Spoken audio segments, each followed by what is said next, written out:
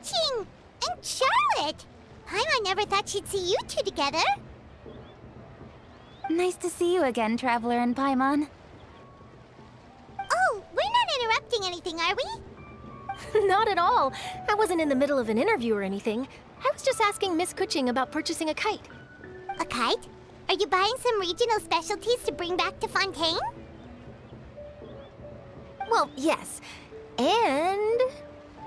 It seems you haven't heard yet. The theme of this year's Lantern Rite is kites. Oh, so that's why Paimon has seen so many floating in the sky. Liyue Harbor is always changing, so it is only fitting that Lantern Rite should change in turn. The Qixing believes it would benefit Liyue to build on our own cultural foundation by embracing the technologies of other nations. After all, it is said that the stones of another mountain may serve to better polish one's own jade. Yeah, remember my business meeting with Tianquan Ningguang the last time I was in Liyue Harbor? That's what it was about. But all I really did was use my network to introduce Lady Ningguang to some interesting people. I'm not sure that quite counts as fostering cooperation. In the end, we decided to combine Liyue's traditional art of kite making with Fontaine's mechanical vertical lifting device. Mechanical lifting device? Sounds pretty impressive. But don't kites just use the wind to fly? Why would you need to add something mechanical? Well, you've actually just answered your own question, Paimon. How high and far a kite can fly depends as much on the weather conditions as on the skill of the person holding the string. But as soon as there's no wind, you can only flail about helplessly like a sweet flower medaka out of water. Experience doesn't matter at that point. Exactly. Liyue is now a nation ruled by humans, after all. It's about time we had the power to make a kite fly, don't you think? Plus, the easier we can make it to enjoy, the more people will want to participate. Right? I also thought it was a novel idea. Plus, it shouldn't cost much to do. With Miss Charlotte's help, everything has gone smoothly. Our new mechanical kites are already available to purchase from a stall in the harbor. We're having trouble keeping up with demand. We also gave quite a bit of thought to the price. We didn't want it to be too much more expensive than a traditional kite. Cool! Turns out you two and Ningguang like playing with toys just as much as Paimon! Toys?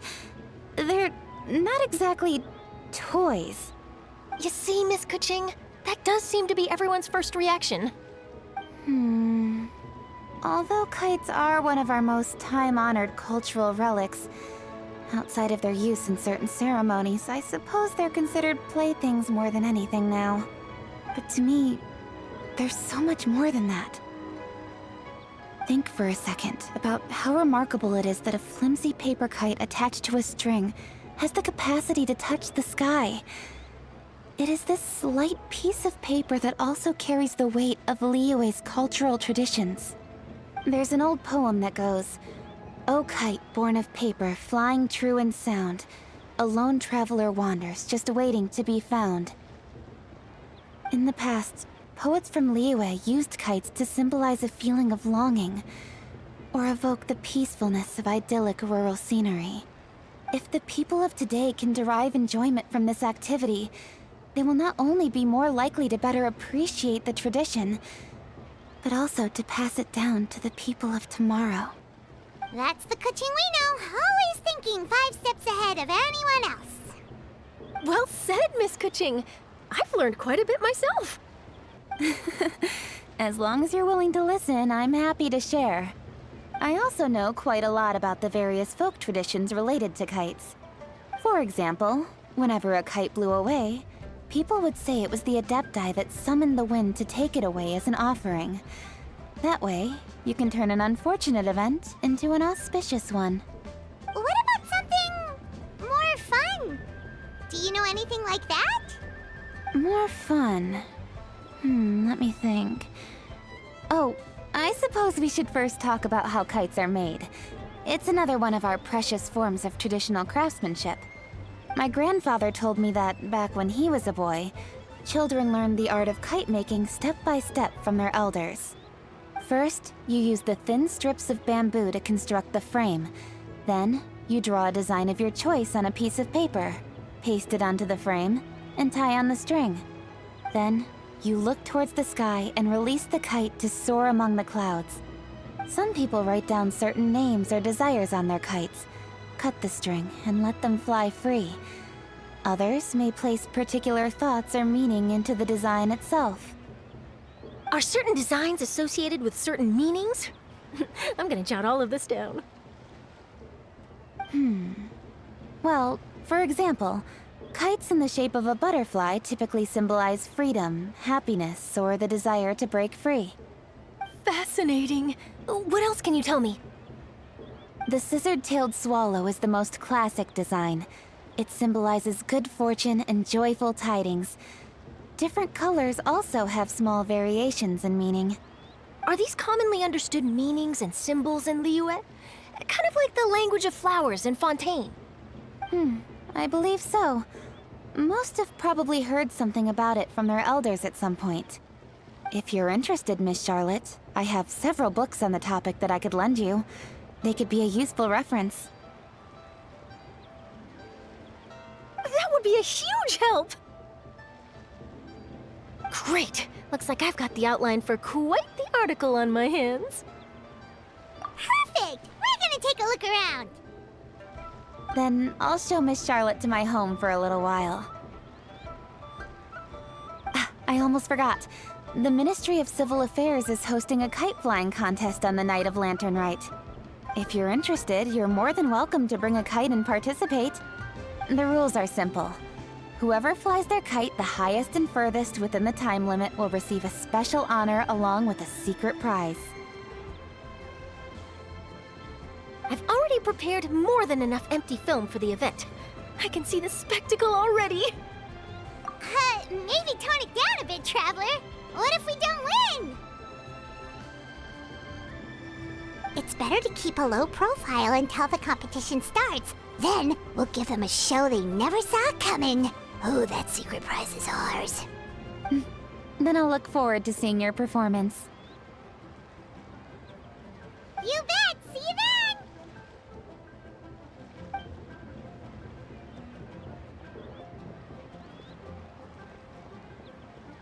Wait, Traveler? Take a peek to your right. Do you see those two people lurking over there? Is it just Paimon?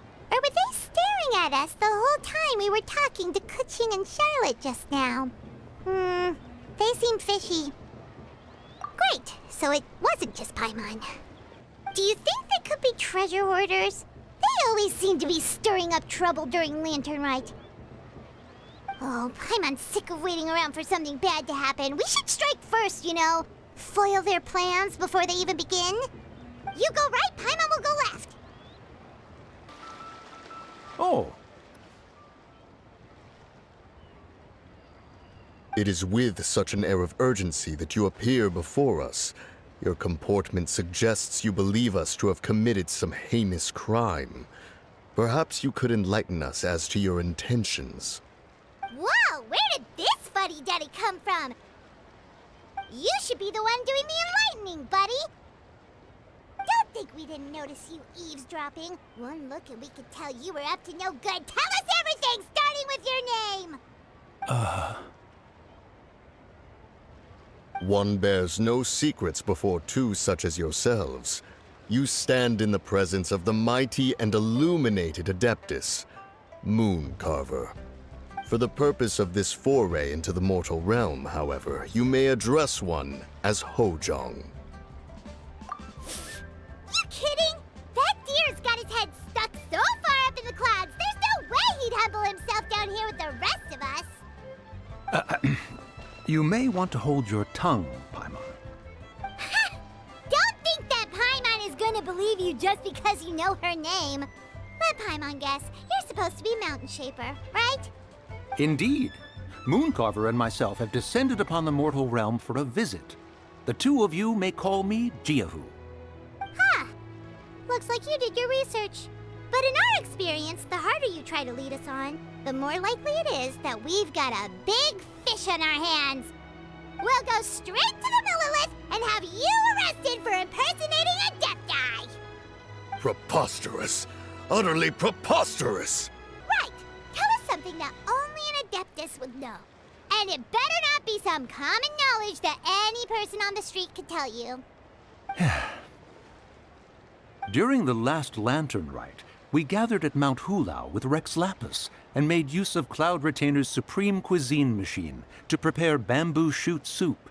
Perhaps you have some recollection? The flavor of that soup was more than enough to whet one's appetite. As such, Cloud Retainer assented to my use of the device beyond that singular occasion, providing other recipes to boot. Since then, one has dabbled in the pleasures of the culinary arts whenever time allows. Dabbled? Upon one's last sojourn to your mountain, did you not immediately attempt to hide the device behind a chunk of amber as soon as one's presence was known? Did one not speak up on your behalf but a moment ago? This is how you choose to repay that kindness? One is simply trying to emphasize the veracity of our claim. That does not mean you should reveal personal matters so readily. They might think one bears no difference from Cloud Retainer. Forget it. One does not have the breath to waste on such petty trifles. That might have been more detail than we needed. Seems like you two are the real deal, and Paimon's sorry for suspecting you. But, for beings as forgiving as yourselves, this is just water under the bridge, right? You indeed have an agile mind. Cloud Retainer was not mistaken in her high estimation of you. Paimon's still curious about something. It's just... Paimon can understand why Mountain Shaper is here, but why did you decide to come to the city, Mooncarver? It's not really your thing, is it? It is but an inevitable eventuality. Long have the mountains remained strangely idle since Cloud Retainer's move to Liyue Harbor. With Lantern Rite near at hand, one would expect Cloud Retainer to provide us with an account of the festivities in advance. Yet to this day she has failed to appear. Cloud Retainer is hardly the forgetful sort. One must never rest idle in the face of that which demands action. And since our acquaintances dwell in Liyue Harbor, we had to travel here in human form to avail ourselves of their aid, Cloud Retainers in this case. But a moment ago, one heard you speak of a mechanical kite of sorts. It appears the essence of the situation has hitherto revealed itself. Now it is time for one to retire back to one's abode. So, you're not looking for Cloud Retainer anymore? Perhaps there are aspects of Cloud Retainer's temperament that remain opaque to young Paimon. Given one's understanding, one can only imagine the anger that now consumes her. Cloud Retainer is of a proud and arrogant disposition. She holds the belief that her skill in mechanics surpasses that of all others. One can be quite certain it is hardly with an open mind that she regards the arrival of this new technology. One surmises that she has shut herself away, refused all company, and buried herself in the study of her own creations. To call on her would only invite her rebuke. However, if you do happen to cross paths with her over the next few days, do pass along one's regards. Sure, leave it to us. Have a safe trip back, enjoy the scenery, and happy Lantern Rite! Thank you for your kind words. We shall now depart. We got all worked up for nothing, huh? All that trouble and it turned out to be people we knew all along. Well, it's still pretty early. Let's head over and check out the kite stalls. Paimon wants to see what kinds of kites we can buy to use in the competition. The bigger and prettier, the better. Welcome! Are the two of you looking to buy a kite? Would you like me to go over the different designs? Ooh! A scissor kill swallow! And a butterfly! And oh! This jade chamber design is our newest. It's been selling like crazy over the past 2 days. Does it also have a unique meaning? Of course. The jade chamber symbolizes wealth and abundance. The kite bearing its design is said to bring riches in the future to those who fly it. Oh, now that's Paimon's kind of kite. I apologize for the interruption, but are all your wares in order, Miss Genuine? Yes, they're just over there. The paper, bamboo, and dyes. All the necessary kite-making materials. Wonderful! I'll pack them up and get a guard to deliver the goods to Yilong Wharf for you. Yilong Wharf? Oh, wonder what that place is like during Lantern Rite. Paimon would love to go take a look. Well, if the two of you are interested in going to Yilong Wharf, then could I trouble you to find Gaming and deliver these goods together? Is Gaming the guard you just mentioned? Well, yes. The communications office handles shipments and transports around Liyue. He works for the Secure Transport Agency, one of our sub-organizations. The problem is, many of my colleagues have taken leave during Lantern Rite to spend time with their families. So, our available workforce has seen a dramatic decrease recently. If you were willing to help out, then I could get a head start on my next appointment. You do seem really pressed for time. Of course. Hard work deserves ample rewards. Now, at this time of day, Gaming should be somewhere in the vicinity.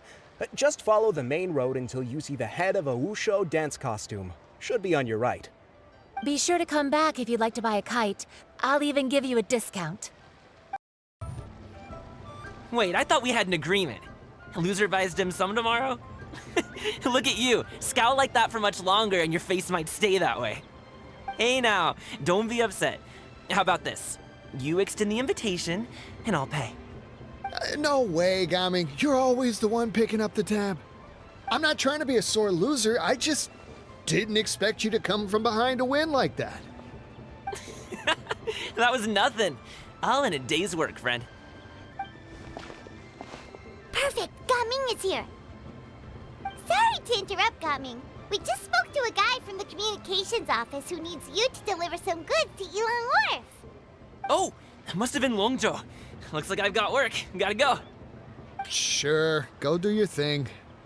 Let's have a rematch when you get back. I won't let you win so easily next time. Alrighty, you can hand the goods over to me. Must have been heavy hauling them all this way. Let me take them off your hands. It wasn't that bad. It's just some kite-making materials. Plus, we didn't have to walk very far. Kite-making materials. I see. I'm glad it wasn't too much trouble, Paimon. Still, I owe you one. Ah, and you must be the traveler. It's nice to meet you. Thanks for your help.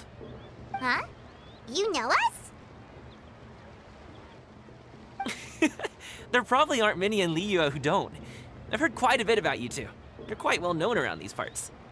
Oh, and please excuse Longzhou if he forgot to thank you. Take my thanks in his place. He's a good guy. He's just been super busy lately, running around from place to place. Don't be too hard on him, yeah? So, you here for Lantern Rite? Yep. It's always so lively this time of year. We were actually hoping we could tag along to Yilong Wharf and have a look around. Perfect! We'll go together then. I'm good with directions, so just follow me. Trust me, I know my way around. We can exchange stories, tell jokes, or just chat along the way. Oh, and there are a couple of good places to eat along our route. We can stop and grab a bite when it's time.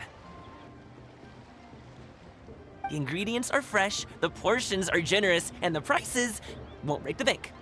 You can order anything, and I promise, you won't be disappointed. Order anything? Hey, did you really have to call Paimon out like that in front of our new friend? Don't worry, I understand. I joke around like that with my friends, too. It just shows how close you are. Do you need to pack anything up before we hit the road? I can wait. Nope, our things are always packed and ready. We're pretty much travel experts at this point. Oh, that's right. Then let's get going. If we run into any trouble, you can count on me to protect you. I am a guard, after all. Seems like we really can't go anywhere without running into treasure hoarders, can we? Yeah, it's not uncommon for deliveries to get intercepted. That's why this job needs guards like us. Paimon was impressed by your moves back there. You seem like a real pro at your job. Oh, that's not a skill I learned on the job. It's just a hobby. Have you ever heard of wushu dancing? Really? Wushu dancing is famous in Chunyu Vale. Performers might be invited to promote the opening of a business or to spread good fortune during a holiday season. But I must admit, it has nothing on the popularity of the Liyue opera. I'm also well aware that people in Liyue Harbor aren't exactly jumping at the chance to watch wushu dancing. So, it's not something I do full-time. Huh? You have 2 jobs? How do you have the energy to do all that? It's not that tiring. You just have to take a rest. Ah, Paimon gets it, so you must sleep a lot then. Not really. Just yesterday, I stayed up all night playing cards. Oh. Let's go.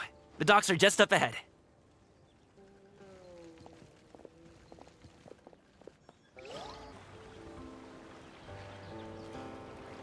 Finally, we can rest. Ooh, Paimon's shoulders are so stiff. And her stomach so empty. Sorry. Did I push the pace a bit too much? I mean, you were the ones who said you were travel experts. Liu is just too hilly. Floating up and down so much. Where's Paimon out? Oh, Paimon was finally satisfied and now her poor stomach's empty again. Aw, would you like some winter melon cake? I have some on me that I bought from a store. Yes, Paimon will take all you got. You might want to pace yourself there, or you'll be too full to eat a proper meal later. Paimon never gets too full. Just like you apparently never get tired, no matter how far you walk or how many jobs you work. Ah, I see. Then here you go, Paimon. And for you, traveler. Enjoy. And here's some for you too, Uncle Bosu. Don't think I forgot about you, my friend. I'll just set it to the side here for you. That hit the spot. Paimon thought she was going to starve to death for a minute there. That close of a call, huh? I've been eating winter melon cake ever since I was a kid. You can buy them from all sorts of places, whether it's a small vendor on the side of the road or a big restaurant in the city. But each place produces cakes with a slightly different flavor. If you like these ones, I can give you the address of the shop I bought them from. I'll just have to check when we get back. Oh, all my jabbering must be making it difficult for you to enjoy the scenery in peace, huh? Don't be afraid to tell me to zip it for a little while, okay? Really, I won't be offended. It's okay. Paimon is kind of enjoying listening to your chitter-chatter. Aw, a fed Paimon is a happy Paimon, huh? Hey, Paimon can be in a good mood anytime she wants.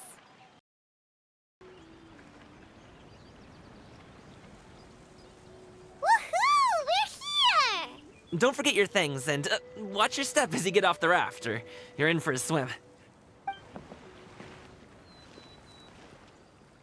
Thanks for the ride, Uncle Bosu. You take care of yourself now.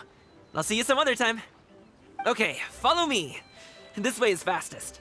We'll have to take the elevator up to the secure transport agency.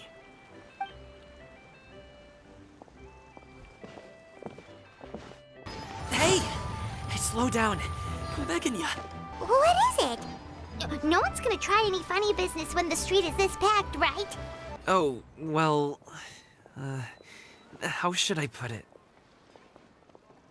Come on, spit it out! Do you see that group of people over there? Those are my relatives. Wow, you sure have a big family. Once they start buying things, they won't stop perusing till it gets dark. This is bad. They're your family, not your arch enemies. What's there to be afraid of? Unless... Oh, did you do something horrible to them? No, it's not that. I'm just not that good at dealing with my family. It would be best if we could steer clear of them. I'll explain more when we have the chance, but right now, we've got a job to do. Wow, you guys are good. I'm impressed. That was nothing. It was a piece of cake. Oh, winter melon cake to be exact. You really liked it, huh? Ooh, you know what? I'll buy you a whole bunch and pile them so high you could swim in them. As long as you don't wind up drowning, Paimon. Hey, Uncle Drugway. These are my friends, the Traveler and Paimon. They came to deliver some goods with me. So, I guess I'll go ahead and take these over to Uncle Yongzan then? Yes, thanks for your hard work. I should thank you both for your trouble as well. Please take a seat and rest for a bit. I'll prepare some tea. No need. We'll be off soon anyway. Hey, we're already here, aren't we? No harm in taking a load off for a bit. Plus, I know the Secure Transport Agency has some great Songhua tea stashed around here somewhere. I promise you, one sip and you'll be hooked. Anyway, you just sit down and relax, Uncle Jirgway. Who would I be if I just sat here and let you go through all this trouble? Leave this to me. I have to be up and about to drop these goods off anyway. What's a little extra time on my feet? Oh, you aren't too picky, right, Traveler? I know Paimon prefers things on the sweeter side, so I won't steep the tea too long. And I'll add some dim sum pastries on the side. Aw, you noticed what Paimon likes? How long have you two known Gaming? Oh, not long at all. We just kind of tagged along on his trip to Yulong Wharf. He's just a super welcoming guy. We became friends, you know, just like that. That's just how he is. He's the attentive sort, really knows how to look after his own. A while ago, one of our guards had to take off work, said his joints were hurting due to the rain. Gaming personally went all the way to Boo Boo Pharmacy to get some medicine for him from Dr. Baiju, then traveled through the night to deliver it back to him. That young man has such a good head on his shoulders. How can anyone not love him? I mean, there is his dad, but, well, ask anyone else. Uncle Yongzan says he doesn't have the personnel to spare for this delivery right now. So what do you think, Uncle Jirgway? Should I go ahead and deliver it instead? It feels like we've troubled you enough already. It's kite-making materials, though. Could be for a kid. I'm sure the sender wants it delivered before Lantern Rite. Oh, by the way, here, have some tea. All right, then. Deliver it if you want to. Ooh, are you free in 2 days? How about we grab some dim sum from Shinya Kiosk? My treat, and don't even think about trying to pay. Whoa, that's way too generous of you.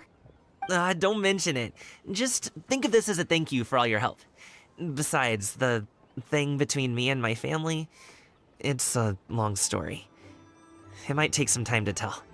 Sounds good. Paimon never says no to free food. All right, then I'm off. See you in 2 days. Oh, and Paimon, make sure not to eat too much before then. Don't say I didn't warn you. Is he underestimating Paimon? Ha! She's just gonna have to show him how much she can really eat. Anyway, is Gaming's family situation really that complicated? He has such a happy-go-lucky personality. Plus, he's an enthusiastic and diligent worker. It's hard to imagine a guy like that being troubled by much. How should I put it?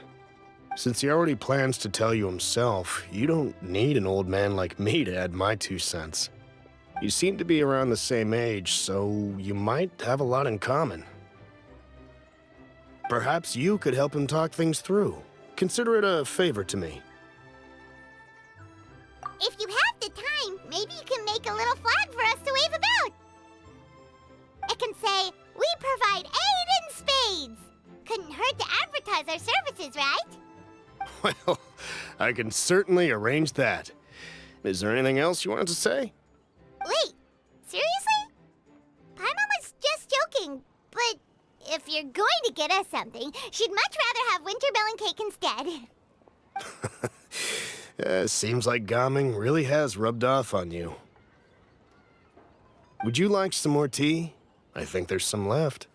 No thanks. We came all this way and still haven't gotten a chance to look around the wharf. We should see the kinds of kites they got. Maybe they'll have ones you can't find in Liyue Harbor. All right, then. Please do let me know if you'd like more tea. You're welcome to stay as long as you like. Gaming is a good kid. I just wish he could reconcile with his family. You're around the same age, so he might listen to you. Please talk things through with him.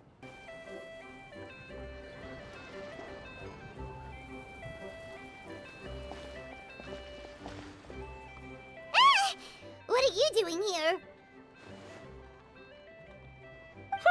The way you speak, one might have presumed you were displeased to be in one's presence. Take note, Paimon. You could learn a thing or two about how to respect your elders. Ugh, starting on the elder stuff already, huh? Shouldn't you be back in your cave tinkering away at some kite-related thingamabob or something? What brings you out here? And what's with that huge box next to you? Ah! Paimon gets it. You're here to do some shopping, aren't you? And what of it? The Qixing's decision to integrate Fontanian technology into said kite-flying competition is of no consequence to oneself. Did you expect one to willfully compete against the whimsical trends of worldly sentiment, or perhaps even fall to petty sulking over such? It's not that we think those things exactly. That's just what Mountain Shaper and Mooncarver told us, or Tia something and Ho. Paimon can't be bothered to remember what their aliases were called. Anyway, they went to Liyue Harbor to look for you. They even asked us to pass along their regards if we ran into you. Oh, huh. Tianyun?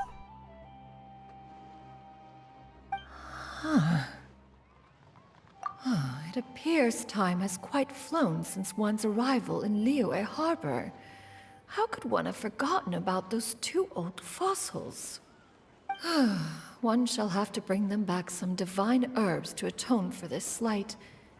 Nay, given that one has ventured all this way to Yilong Wharf, tea would be more advisable. A great thought has illuminated one's mind once again. One is reminded that certain purchases have yet to be made. Perhaps you two could wait here whilst one performs this task. It'll be but a moment. Huh? Wait, here? You really just gonna ditch us here to watch your stuff? Oh, that woman really just does whatever she wants. Hey, not you too, Traveler! Oh, all this Paimon ditching is super not appreciated. Just come back soon, okay? Paimon doesn't want anyone to try and steal his stuff. Welcome. Please have a look around. We only sell teas of the finest quality, sourced directly from Chaoying Village. Might I recommend the Sunglo variety? It's one of our specialties. Now, that sounds promising. One will bring some back for those old fossils, and all will be well. 2 boxes will do. Wonderful. By the way, we're actually running a special Lantern Rite promotion. Buy 3 boxes, get 10% off. 4 boxes will net you 20% off.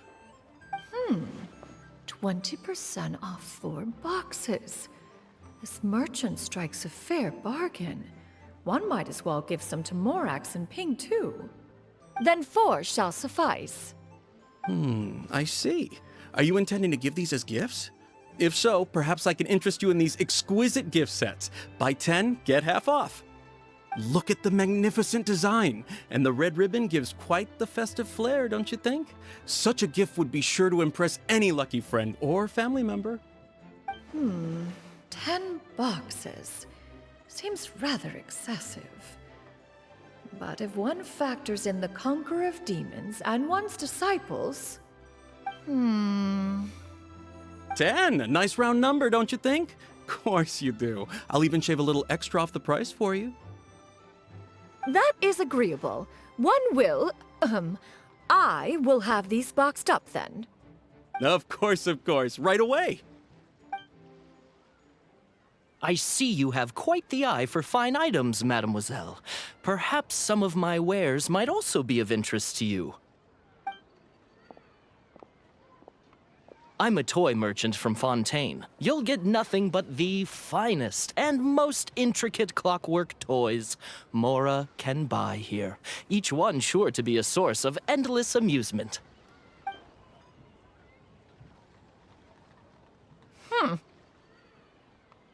Perhaps you could enlighten me then. When should said amusement be derived? Well, that is, of course, best understood by playing with them yourself. If you could wait just a moment, I can bring one out and give you a demonstration.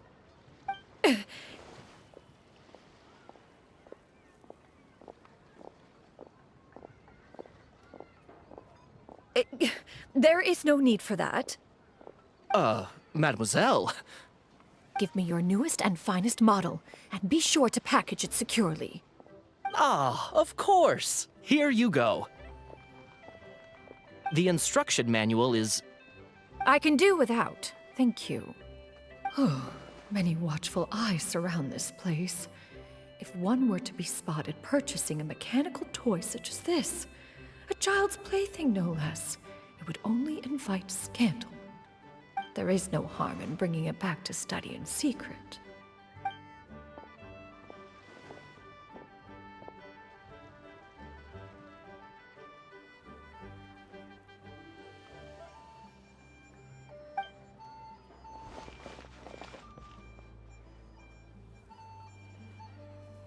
Oh, Shenyan, did your shopping go smoothly? Naturally. One may not delight in social interactions, but that does not mean one lacks said faculties.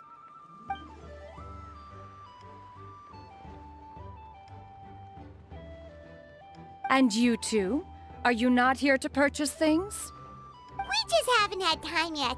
It doesn't look like there are any kite stalls around Elong Wharf, but it does look like there are lots of goods from Fontaine.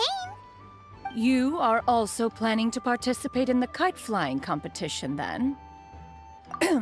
One means to say, you along with all the other youths. One has been entreated to share one's kite-making expertise, and indeed, there was little one could do about such persistent supplication. One moment energetic and earnest, and dejected the next. One had no choice but to acquiesce to these requests, and thus, one will be organizing a kite-making workshop to provide personal instruction in this art form. Oh, who will be participating then? Shuyu, Shenhe, Ganyu, and Yayo. Wow, that's quite a few people. Also, this is all pretty well, Xinyun, but it's not like you have to make your own kite to participate in the competition. You can just buy one ready-made and call it a day. Ha! You speak of those equipped with the mechanical lifting device, do you not? 'Tis nothing but a crude piece of mortal machinery. The mechanism that one has developed was the fruit of millennia of meticulous study. Let us not speak of the source of the mechanism's power, but rather its structure. It is composed of materials as light as bamboo and as strong as iron. This composition grants it the lightness of weight to ascend into the sky and the durability to follow the wind for many a mile. It is built with a series of intersecting rods that... Never mind. It is unlikely the two of you will understand, even should one expend the effort to explain. One is better off saving one's breath. It sure seems like you want to talk about it, though. So, will you be attending the workshop or not? Huh? Wait, you've been trying to invite us this entire time? All right then. No need to prepare the materials in any case. One has it all sorted. Arrive at Mount Outsong in 2 days. I shall be expecting you around midday. Are you leaving? Don't you want a guide to help you with that big box of yours? Surely you jest. One goes as one pleases. For what reason would one need to rely on another?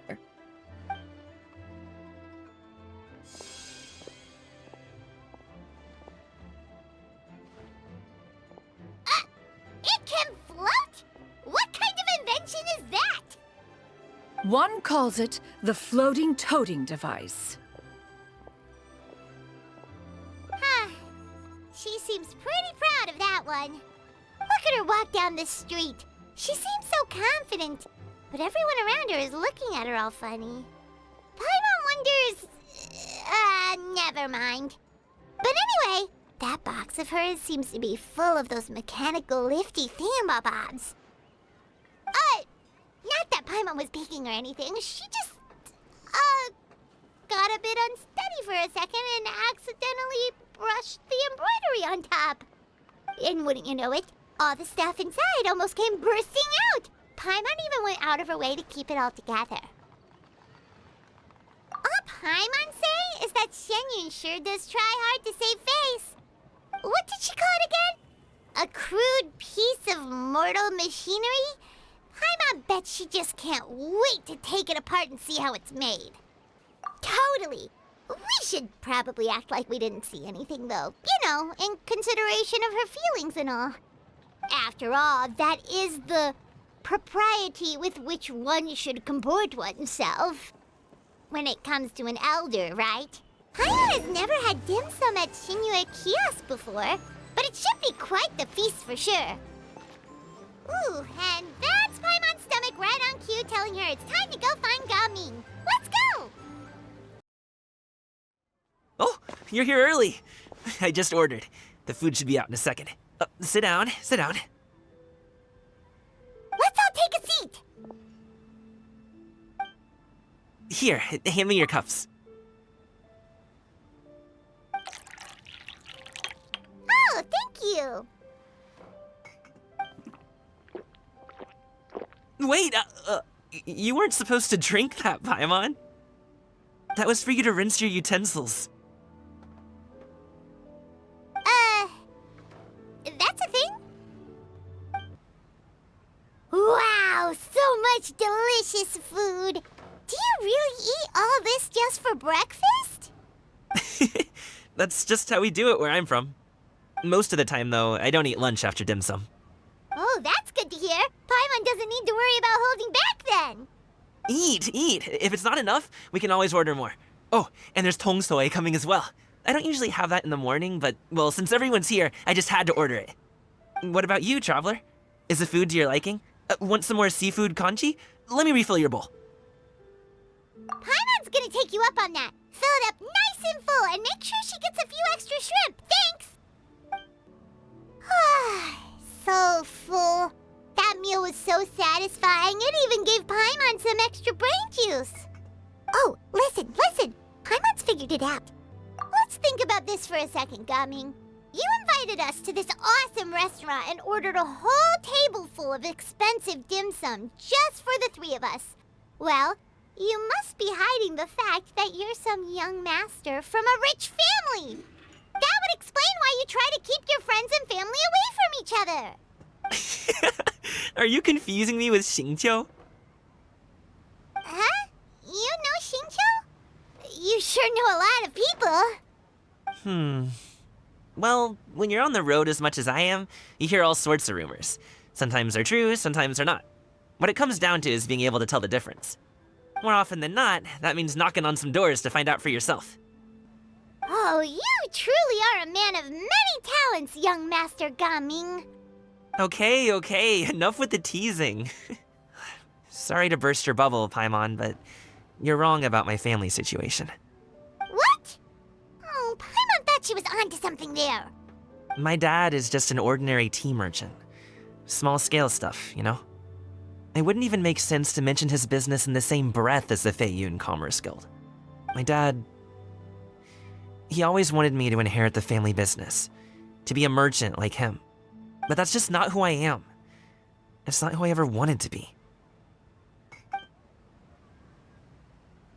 Have you ever talked to him about it? You know, about your interests and aspirations and stuff. Of course I have. I told him I wanted to be a wushu dancer. That I wanted all of Tevat to see what I could do. According to my dad, though, that wasn't a real job. Just a child's pipe dream. Oh, that's terrible. I'm sure he thought I would come around eventually, but wushu dancing has always been the only thing I wanted to do. One day, he tried to get me to visit some other tea merchants to start building the right relationships, but I refused to go. We got into a huge fight. We were this close to throwing hands. In the end, I was so angry that I ran away from home. I haven't been back since. Don't get on my case just yet, okay? It's not like I think I'm completely without fault. No, I know that it wasn't the right way to go about things. But my dad's stubborn. No matter how hard I tried to convince him, it just went in one ear and out the other. There was no changing his mind. I knew talking would only get me so far, but if I made it big in Liyue Harbor, the results could speak for themselves. Coming. But I'm sure you both already know how that's going. Wushu dancing's just not that big in Liyue Harbor. In the past, I would go door to door from store to store, asking if they would be interested in hiring a performer. Most times, I wound up eating nothing but humble pie. And you can't just rely on dreams to put food on the table, right? So I found a job as a guard to make some money. And now I have enough to get by and then some. Still, change takes time. Gotta take it slow, you know? Paimon understands. Okay, enough of all that serious talk. Our tea's getting cold. Ooh, let's do something fun this afternoon. What do you say, huh? I'll organize. Actually, we kinda already have plans this afternoon. We told Xianyun that we would go to her kite-making workshop. Oh? Are you interested in kite-making, Gaming? Oh, no. It's just that I happen to know Auntie Xianyun. That title certainly humanizes her a bit. Oh, I know that she's an Adeptus. I met her during a delivery once. But hasn't she been in the city lately? She's even tried, with some limited success, to change her terms of self-address or something like that. She came to see me a few days ago to ask about luminescent dyes. Oh, wait a second. She doesn't plan on putting those on a kite, does she? Is that not something you can do? It's one thing to use it on cloth, but applying it to paper is another matter entirely. Why couldn't she tell me what she wanted them for? Yeah, she does seem to have trouble with that sometimes. It would be such a shame if everyone worked so hard on their kites only for them to get ruined in the end. Okay, I'll go with you.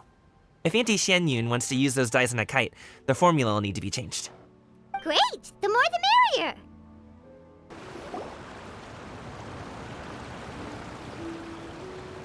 Ganyu! Ganyu! Come on, wake up! Some friends have arrived! Hello, friends.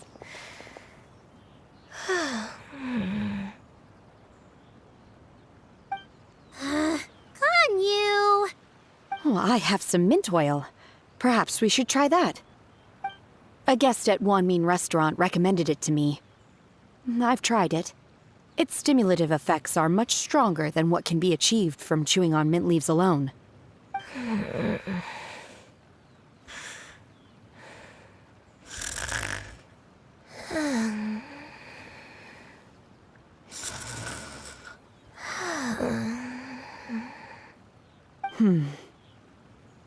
Apologies in advance.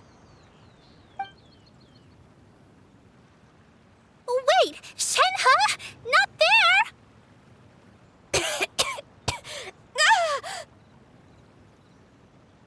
See? It worked. She's awake. Are you okay, Ganyu? Do you need some water? Or maybe something to eat? I'm fine. I just feel chilly all over. Huh. Was it that effective? Chilly, huh? Master always says a cool head leads to a calm heart. So, does this mean that heat's what we need to help you, Ganyu? Paimon doesn't think that's what the expression means exactly. I feel a bit better now. Was I asleep? Must have been around the time I usually take my midday nap. Did you not sleep last night? That does seem to happen to you often. Perhaps you should come work at Wanmin Restaurant with me. We get off at 10 on the dot every night without fail. I could never. I'm sorry. I seem to have missed your name. You are...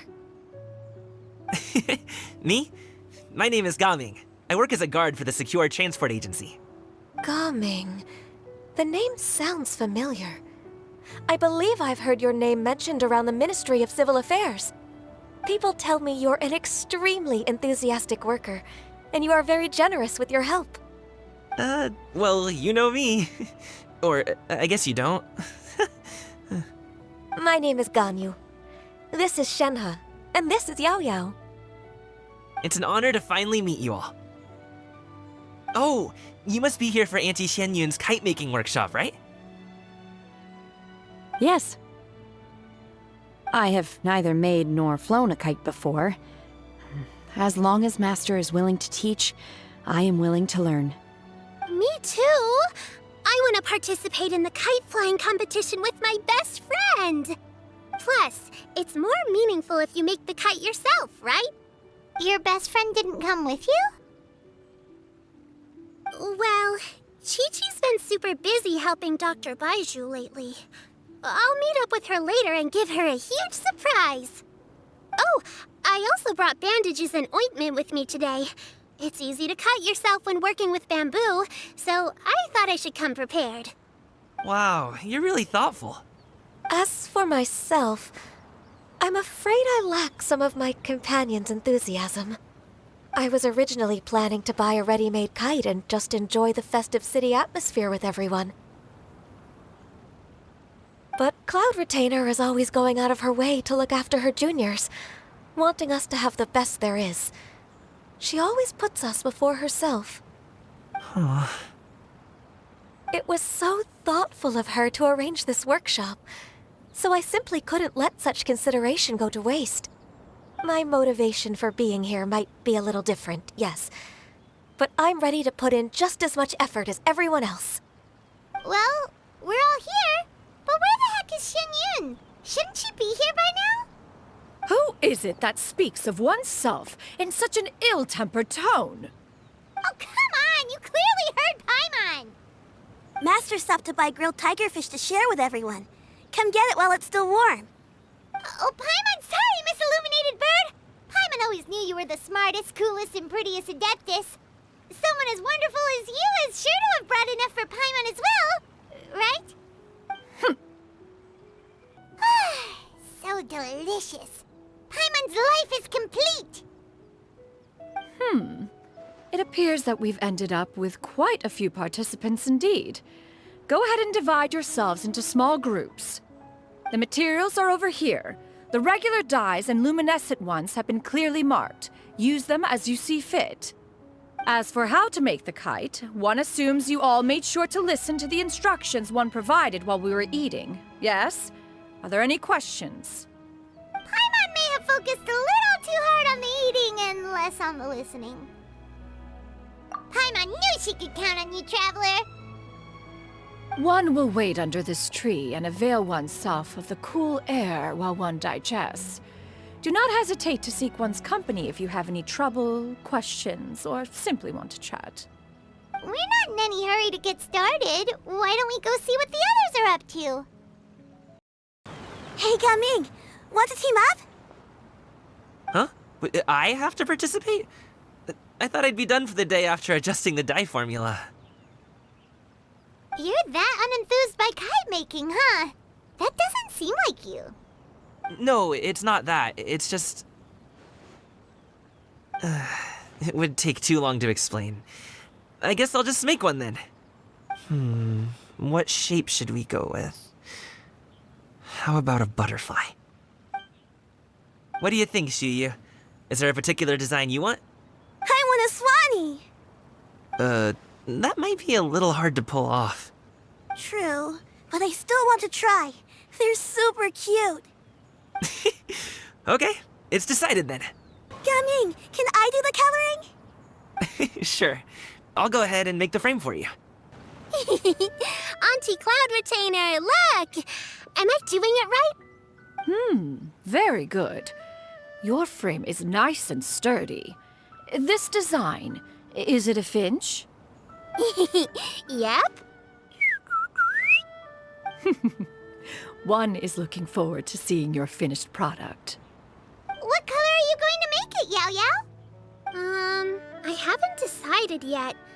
If I make it blue, it'll be more like my friends. But if I make it gold, it'll be more like me. If you are asking for one's own opinion, one would advise choosing gold. When giving a gift, the key consideration is the recipient's feelings, is it not? One imagines your friend would much prefer a kite that reminds them of you. Oh, hey, I never told you the kite was for Chi-Chi. How did you know? With age comes wisdom, child. One simply has a way of knowing things. Oh, cool. Thanks, Auntie Cloud Retainer. I'm gonna start painting it gold right now. Good. One will watch. You two seem strangely unoccupied. One was under the impression that one was supposed to be doing the relaxing. Is your kite finished? Oh, we actually haven't started yet, but we're going to start, right now. Shenhe, it would be great if you could refrain from putting things on my horns from now on. They're really quite sensitive. I see. My apologies. I shall remember that in the future. Thank you. No harm done. Good. Could I touch them just once more, though? No oil or anything this time. I've just always wondered what Miss Ganyu's horns feel like. Huh? Please, I told you. Just call me Ganyu.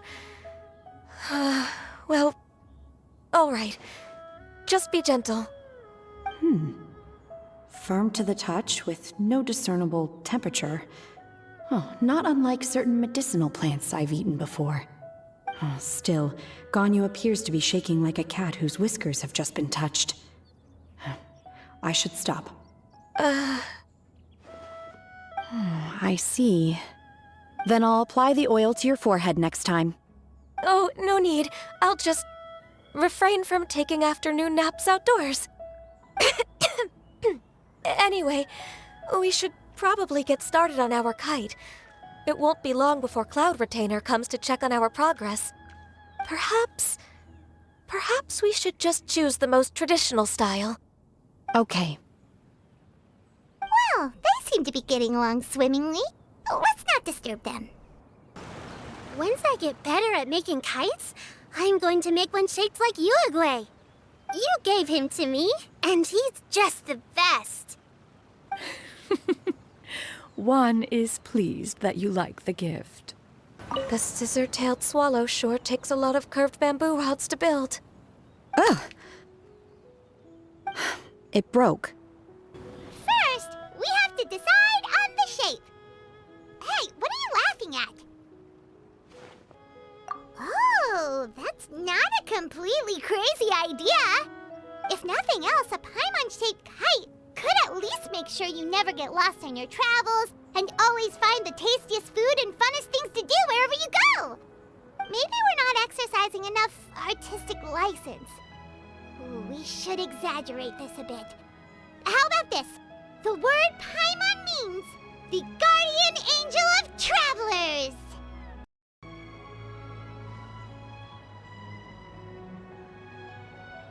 Now, what expression should we give her, since the kite is going to be flying super high in the sky? It's too high! Someone save Paimon! She's about to faint! Like that? Ooh, like this? Ooh! The title of Champion Kite Flyer is mine! Oh, Paimon totally didn't do anything wrong. And even if she did, she doesn't deserve to get shot up into the sky for it. Something like this, then. Now that we've decided, let's make it happen.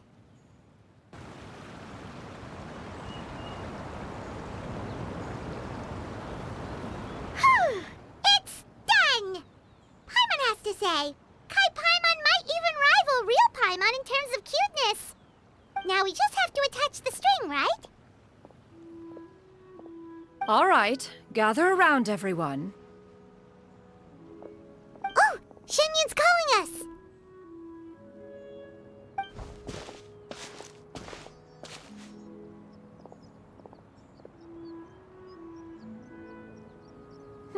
Let one take a look.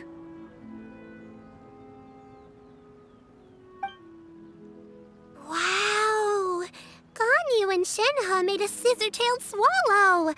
It's so pretty. Yep. The coloring makes it look a lot like Master. If the tail wasn't split in two like that, it might even be a spitting image.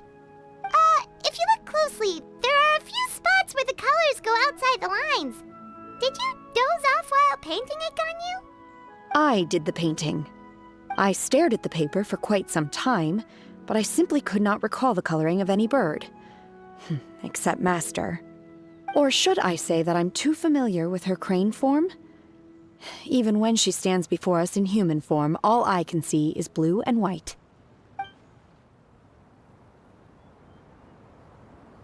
Oh. Well, now that you mention it, Paimon can see it too. Exactly. So I simply closed my eyes and painted from memory. No way. You can paint with your eyes closed? Wow, the disciples of Adepti really are something. You are most filial, Shenhe. One is flattered by the likeness. The Swanee that Gaming and Shuyu made looks very majestic.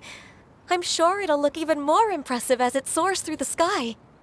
The eyes and ears glow in the dark, so you're sure to see it at night. Your golden finch is cute too, Yao Yao. It's all thanks to Auntie Cloud Retainer's guidance. What about your kite, Traveler?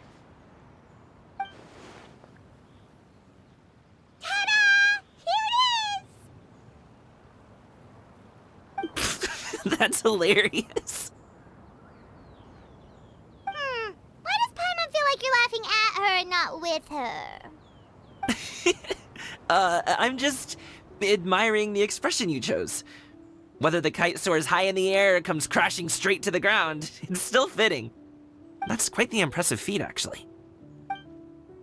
Is that the Jade Chamber? Oh?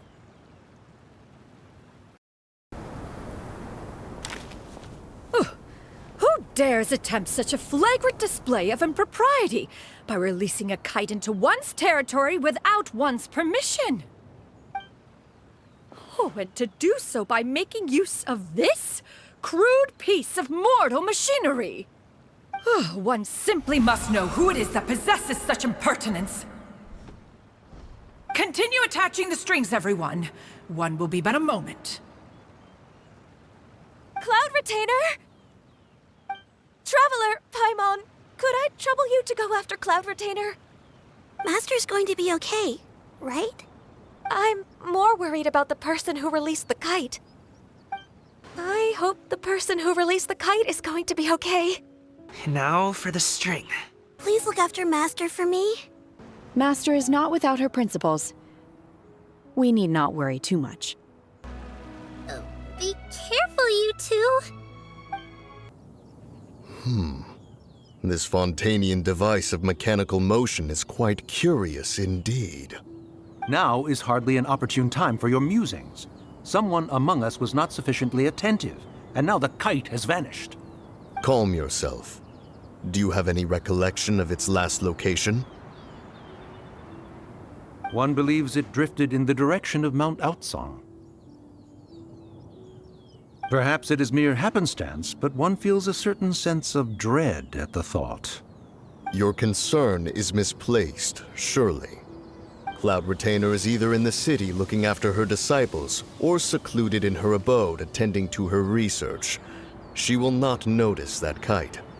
On the subject of said kite, however, one simply must remark on the genius of its windless lift technology.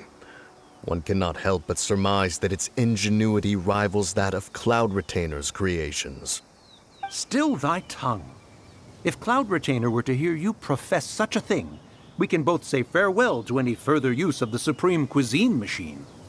One presumes that this kite belongs to you. Huh? Regard the situation with which we are now confronted. This is all your fault. One's fault. One seems to recall that releasing the kite was no solitary endeavor. Say something, Mountain Shaper. Surely you can think of something to appease her. Further explanation shall only fan the flames of her wrath. It would be better to stay silent and retire at the earliest opportunity. We can hardly avoid her forever. That may suffice during Lantern Rite. But what about the Moon Chase Festival? Sooner or later, she will discover our true identity. Hello?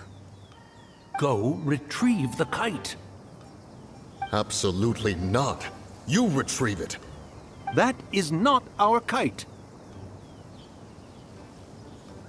Oh, so an adeptus such as oneself is mistaken then? Ah, you're an Adeptus? Please forgive us for any impropriety. I truly possess no inkling of who could have released a kite into your esteemed domain. Pray, who could be responsible for such wanton behavior? Verily, verily, we were but delighting in the surrounding scenery. This locale is home to such exquisite... mint! Well, and if that's all, then we'll just be on our way. We finally caught up. You sure do fly fast in your illuminated bird form, Shinyan. Mooncarver? Mountain Shaper? What are you doing here? You? Okay, now Paimon's getting a weird vibe. Did she say something wrong? It is of no consequence. Long has one seen through their disguises. One was simply curious as to how long they would keep up the act. Then you are not angry? How could one feel anger at the sight of two old friends enjoying themselves? One is also well aware of how enticing these city novelties can be. We were simply consumed by a fit of festive spirit. Seldom do we get the opportunity to partake in the delights of the times. However, we are far from being as adept as you in matters that require a deftness of hand. No worthy kite could be born of our own making. Thus, we could only take the convenient route, so to speak. Your prowess in mechanics is unparalleled, Cloud Retainer. You wield the wind and waves themselves. Your singular talent stands unmatched across the land. Of this, we are well aware. One has guests to attend to. We will have to convene again some other time. Traveler, Paimon, do try to keep up. We're leaving already? Oh, all this flying from place to place is wearing Paimon out. It seems that one's concern was misplaced after all. Then, should we continue flying the kite? A splendid suggestion, but it would be advisable to change locations. Perhaps your mountain would suffice? It is more than spacious enough. A fine idea. A fine idea indeed. They're back.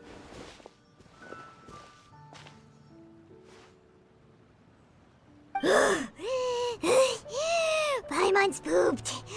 Hi. Why are there only two of you left? After you left, Yao Yao and Shu Yu tired themselves out playing with their kites. Gao Ming offered to escort them home. Before he left, he said something that I don't quite understand. Oh? What did he say? He said, a kite is always tied down no matter how far it flies or how high it soars. Its tether prevents it from ever truly flying free. He looked quite dejected as he said this. Now that you mention it, Gao Ming did seem to have a rather strange attitude towards kites. A reflection of himself. If I were a kite, I would cherish that tether as a symbol of kinship and the bonds that tie us and... Shenhe? It may be an exceedingly slim and distant connection, but lose it, and you lose that which links you to home. If Gaming truly sees a kite as a reflection of himself, then I fear I understand his words even less. Well, people often have different points of view depending on their mindset and experiences, right? It's actually quite normal. Just like some people can eat spicy food, but others won't go anywhere near it? Exactly. That's why tolerance and understanding are as important as they are. Tolerance and understanding? What brought about this conversation? Did one miss something? We were just chatting. You don't have to butt in on every little thing, you know. Where were you anyway? One was merely doing a bit of cooking. Night fast approaches. If you are otherwise unoccupied, one would entreat you to stay and eat before you depart.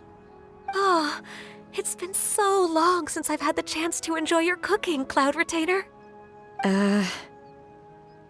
Worry not. One has prepared a variety of meat and vegetable dishes. One is more than familiar with everyone's culinary proclivities. Hey! Paimon's hungry too! It's not like the dim sum and grilled fish could keep her full the whole day, you know! Shenhe, Ganyu, come with me. Whoa, what's with all the secrecy? You're not trying to play favorites, are you? If you're ready to serve the food, we can help too. This is...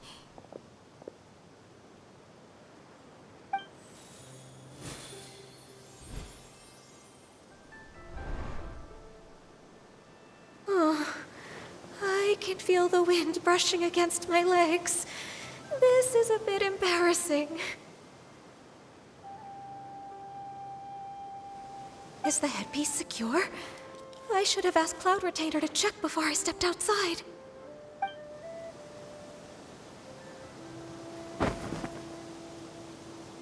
How do we look? Huh? She asked them just like that?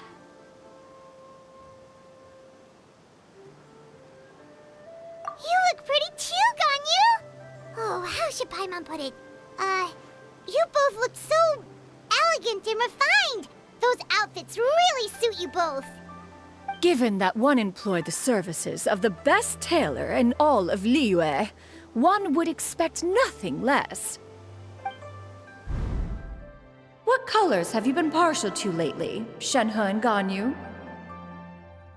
Lately?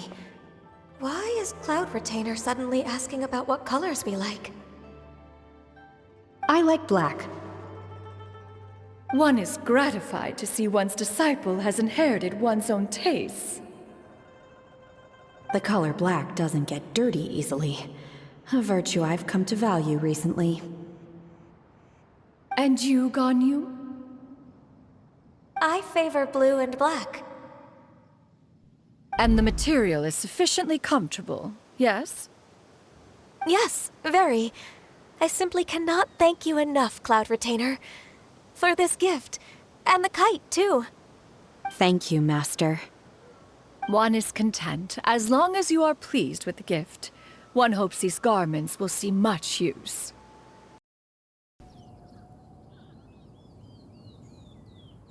Seems like your supreme cuisine machine is just getting better and better, Xianyun! This golden crab's particularly good. The shell's deliciously crunchy, and the meat inside is so succulent and sweet! Paimon can't stop eating. It's a good thing Gaming isn't here, or Paimon would have to duel him for the food. You know, with chopsticks. He traveled all this way on account of the kite-making workshop, and he spent the whole afternoon looking after Shuyu. One was hoping to treat him to a meal. Oh well. One will just have to extend one's thanks in person. It's rare for someone to make such a good impression on you, Cloud Retainer. One has high standards. He appears to be a young man of much merit, and one is not the type who would see such potential squandered. It appears that he wishes to break free from the kite string that tethers him. Kite string? Huh, what strange metaphors you speak in, Shenhe. Ever since you returned from one mean restaurant, your turns of phrase render one at quite the loss. Where do we even begin? Oh, do you know about the conflict between Gaming and his dad, Xinyan? One has only heard that the two are not on good terms. He ran away from home and hasn't been back since. Oh? Ran away, you say? One believes we would all benefit from a more thorough retelling. Start from the beginning. Oh, okay. Paimon just hopes he won't mind. What? This shall not do. Lantern Rite fast approaches. We must make haste. As one was contacting various tailors around Liyue, one could not help but be reminded of Menogias. He possessed a singular talent for clothing design.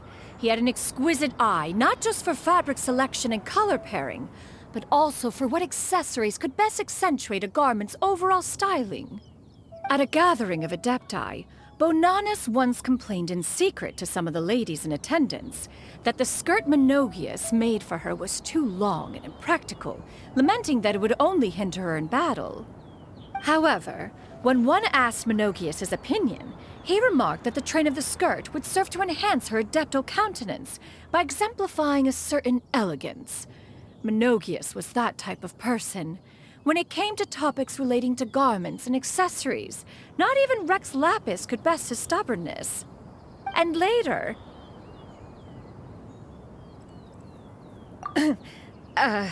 one seems to have strayed off topic. One means to say that Lantern Rite should be a day of reunion. It is a time to address problems before they turn into regrets. Fate is fickle. The cruel reality of this world is that suffering and misfortune can befall any of us without design or reason. If there is a chance for young people to remain insulated from this reality, one should do one's utmost to make it so. That's nice and all, but... Do you have any ideas, Cloud Retainer?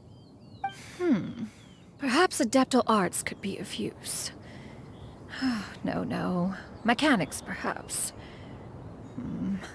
One fails to see its use in a situation such as this. Is there anything I can do to help? Combining our efforts is a fine idea indeed. Aha! One has an idea. How about this? Does that make sense to everyone? Yep. Oh, Paimon really hopes this works. One's designs never fail. Now then, I counsel rest for all, and to make the necessary preparations. One shall see you in 2 days. It's time to carry out the plan! Let's go find Gaming! Hope everything goes well. Hi, Gaming! Paimon sees you've certainly gotten an early start this morning. Playing games already, are we? Who won this time? You the one buying dim sum again? Hey, when you put it like that, it makes it sound like I'm always the one losing. Ah, perfect, you're all here. There's an important commission I need your help with. All right, I've got the time. Where are the goods? Well, it's not just goods this time. I need you to escort a tea merchant and their wares from Chaoying Village to Liyue Harbor. A very important client has requested to meet with him. Sure. What's this merchant's address? Well, here. If the client's that important, then this must be a very crucial, very pressing commission, right? Of course, the sooner you complete it, the better. I would advise you to depart as soon as possible. All right, don't work too hard now, Longjo. We'll set off then.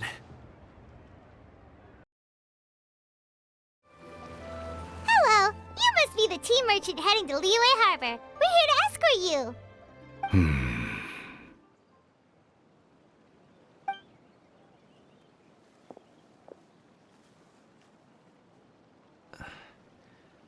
Dad? Oh, so you're Father. It's nice to meet you. Just leave this delivery to him. Trust Paimon, he's got this in the bag. Gaming is super good at what he does. Everyone at the Secure Transport Agency says as much. Even the Ministry of Civil Affairs has nothing but good things to say about him. Seems like you've made some sort of name for yourself at least. The goods are all in order? Yes, they're all here. Then let's get going.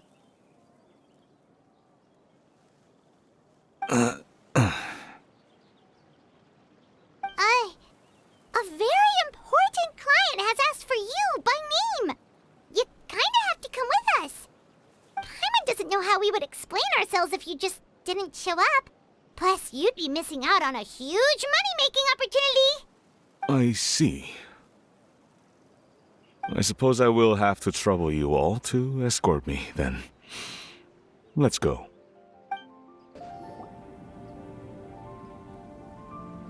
This place looks nice and open. Why don't you all rest here for a second? Huh? What about you? You're not going to join us? I'm not tired. I'll keep watch. Oh, but... Just let him go.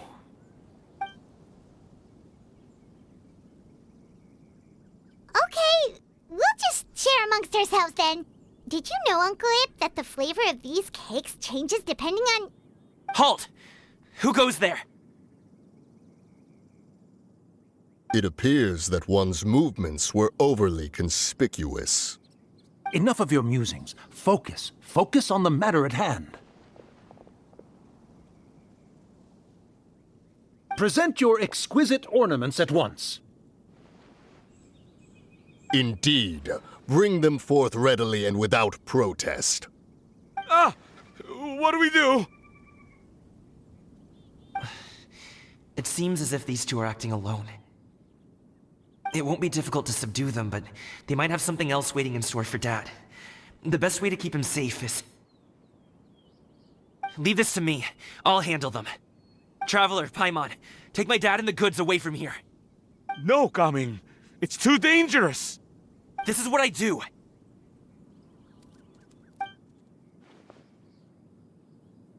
A thorny foe indeed. Let us depart and seek a target softer in blows and disposition. Don't think I'm gonna let you off so easily. Away! Let us away!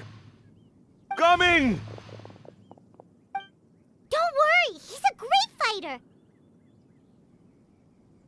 Paimon's even seen him take down a dozen or so treasure hoarders all by himself. But, Coming, If he had just stayed by my side and learned the family trade, he wouldn't have to put himself in such dangerous situations. We just have to trust him. Let's go on ahead. We'd best get away from here, in case there are other bandits in the area waiting in ambush. All is going to plan.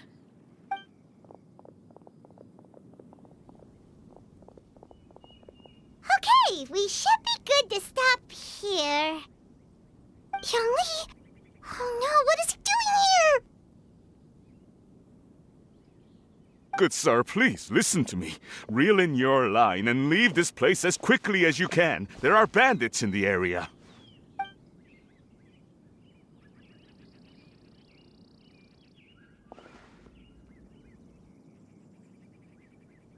Bandits? Acting in broad daylight?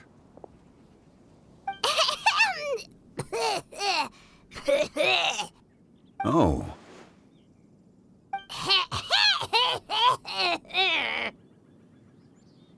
Ah, I see. It appears many people are catching a chill as of late. If your throat is bothering you, Paimon, perhaps some tea and rest are in order. Nope, no need. Paimon's fine. She just, had some cake stuck in her throat.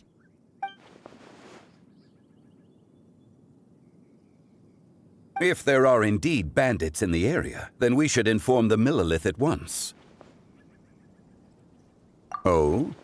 Well, if that's the case, such matters are best left to those with the necessary expertise, wouldn't you agree?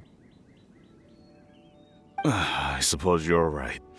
If ordinary people like us got involved, we would only cause more trouble. Since we find ourselves otherwise unoccupied in this beautiful area, why don't we find a quiet place to relax while we wait for good news? That would be lovely. So, Uncle Ip does have a reason to be worried. After all, Gaming, the guard we mentioned, is his son. Gaming. The name sounds somewhat familiar. Ah, yes. That is the name of the Wushu dancer who has been performing around Liyue Harbor recently, is it not? Oh, have you seen him perform? Indeed. I cannot help but admire his skill. He truly encapsulates the spirit of the Suani. Wushu dancing has become more well known in Liyue Harbor recently. However, although performers are seeing budding success, they have no doubt had to face many hurdles along the way. One's not so easily understood by spectators such as ourselves. If you ask me, what truly deserves admiration is perseverance in the face of adversity. That is a rare attribute indeed. I have heard many of my acquaintances praise Gaming for his kind, selfless, and courageous disposition. To have a child so accomplished and upright, you must be a very proud parent indeed, Uncle Ip.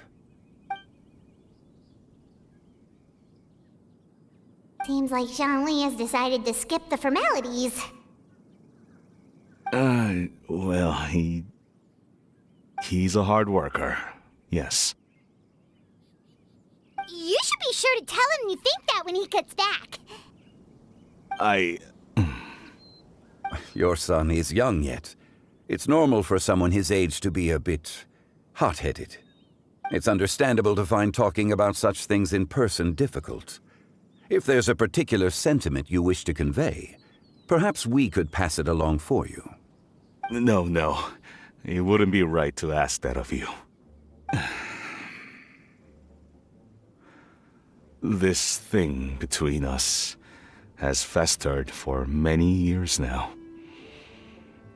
In truth, there are some things that simply aren't easy for us to talk through. I've been in the tea business for most of my life, and I always hoped my child would do the same. Otherwise, how would he support himself? Over the past few years, I heard how well he was doing for himself as a guard. How his work was taking him to farther and farther off places. I also heard that he never gave up on Wushu dancing. It made me happy. But I was also worried. When you're young, you can handle all that physically taxing work and manual labor. What young person isn't capable of making a living that way? My concern is what happens when you get old. Every time I get to thinking like that, I cannot help but be reinforced in the belief that I was right. I often regret introducing him to Wushu dancing as a kid. If I had known how things would turn out, I would have never taken him to see those performances in the first place. It is only natural for a parent to strive to send their child down the right path. No one would begrudge you that sentiment, Uncle Ip. You need not worry.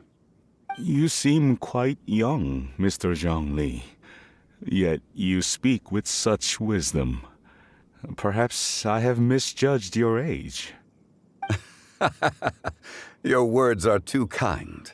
Truth be told, one of my old friends has several grown daughters. Rather than fretting about their future, however, she prefers to let them find their own way. Then she's more easygoing than I could ever be. I fear I lack such an open mind. I meant to say earlier, there is no need to be so polite. Feel free to call me by my name, Ipdak. Sure. So, do you also think I fret too much, Mr. Zhongli? That's not exactly what I was hoping to convey. Only a fool would ask a parent not to worry about their child. But think of it this way. Raising a child is not unlike flying a kite. Hold the string too tight, and it can no longer soar.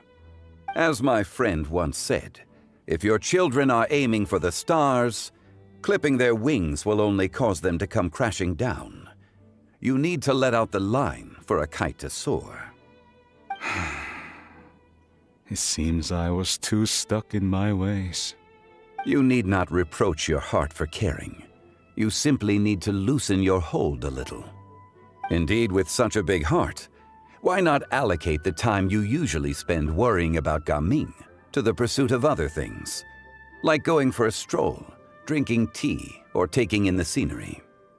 You never know what surprises could be in store. Things can change in the blink of an eye. The blink of an eye, you say? Do things change so quickly? Children grow up in quite the same way, do they not? Day after day, year after year, sometimes in the blink of an eye, but always when you least expect it. As a father, I'm sure you know that best. Yes, you can say that again. 1 second, Gaming was a kid. The next thing I knew, he was ready to fly the nest. Zhongli certainly has a way with words.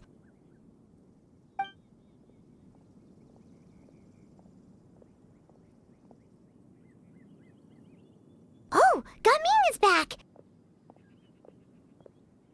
Hey, Gaming, we're over here! Dad, Traveler, Paimon. Good, you're all here. Oh, and Mr. Zhongli from the Wangsheng Funeral Parlor? You're here too? A fated meeting indeed. We were just enjoying some pleasant conversation.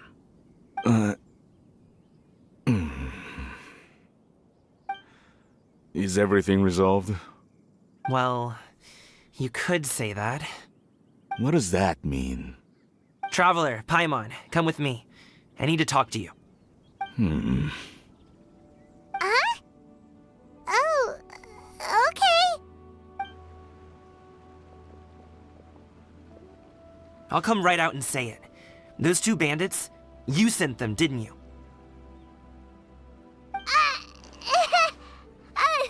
So that's how we're starting off? Can't look me in the eye, huh? Guess I'm right then. Okay, but how did you know? At first, their mannerisms seemed a bit stilted. But once I got close, it was obvious that they possessed great skills. I was right on their tail, and it should have taken only a few steps to catch up to them, yet somehow, I was never able to close that distance. People with that level of skill would have gone about things differently from the start, like sneaking up on us while we were distracted. Unless, of course, their real motive was to lure me away from the group all along. Wow, you're pretty quick on the uptake. I just have a lot of experience. I've dealt with many a ruthless bandit in my time, but I've never seen ones like them. In the end, I told them they would make good guards if they ever wanted to get back on the straight and narrow, and that they could hang out with me in Liyue Harbor anytime. You ever consider you might be a little too good at making friends? I'm guessing you guys were trying to help resolve things between my dad and me?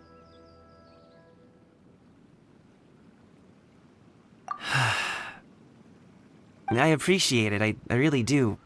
But this conflict between us has been going on for a long time. Even if those two were real bandits, and I was able to subdue them and show him what I was capable of, it wouldn't change anything. You've seen the way he talks to me. It's not like that at all! Your dad really cares about you. You should see the way he talks about you when you're not around. Zhongli was talking things through with him, and he nearly agreed to let it go. You don't believe us? He won't let it go. He can say as much as he wants to other people, but he won't talk to me. I'm certain of it. You told us you wanted to prove yourself to your dad. Why don't you tell him about all the hard work you've done these past few years? Will that even do anything? I'm not sure talking is enough. You won't know unless you try. Just like how you won't know if something is delicious unless you taste it. Listen to us. It's time to put these people skills to good use. You can make friends with anyone, so why not your dad?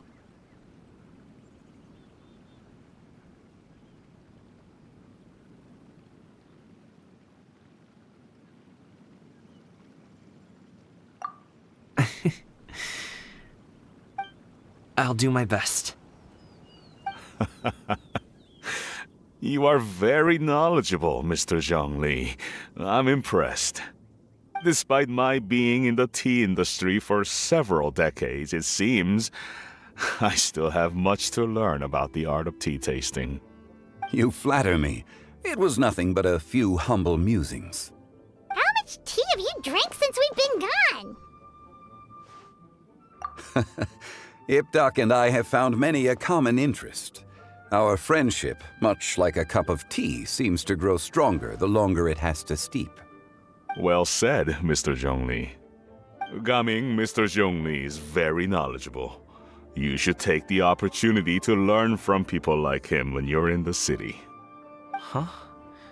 Oh, of course. Ahem. Zhongli?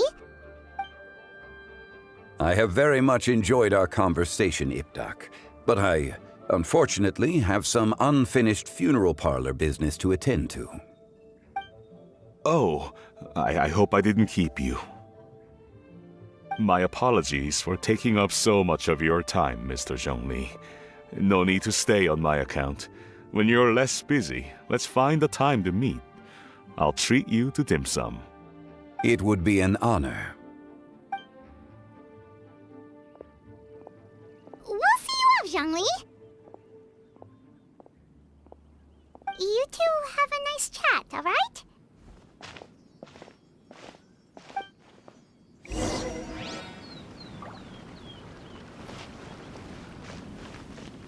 Should we sit? Sure.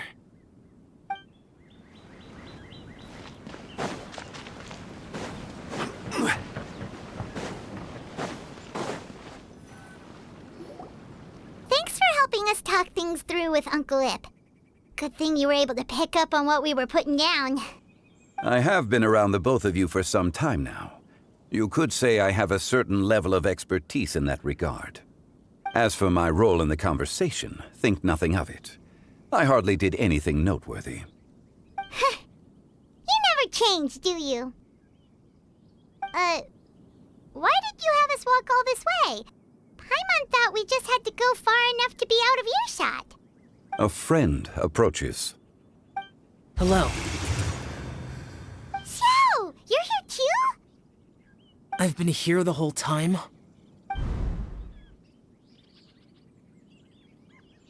A ghostly kite. Could that elusive Director Hu be coming to Wangshu Inn once again? What is she doing here? I suppose it matters not. Given her relationship with Rex, well, Zhongli, I might as well go pay my respects.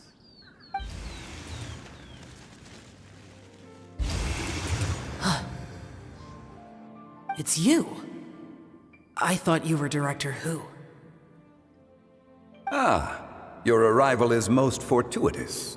Do you want to try out this new gadget? The addition of the power source makes the takeoff more stable. It's just that... He seems quite immersed in the study of this device. I fear it's almost too stable. It completely negates the pleasure of seeing one's kite sway with the wind. It's a bit of a shame. In truth, I'm here because Director Hu dispatched me to purchase some items in preparation for Lantern Rite. I see. Much like she does every year.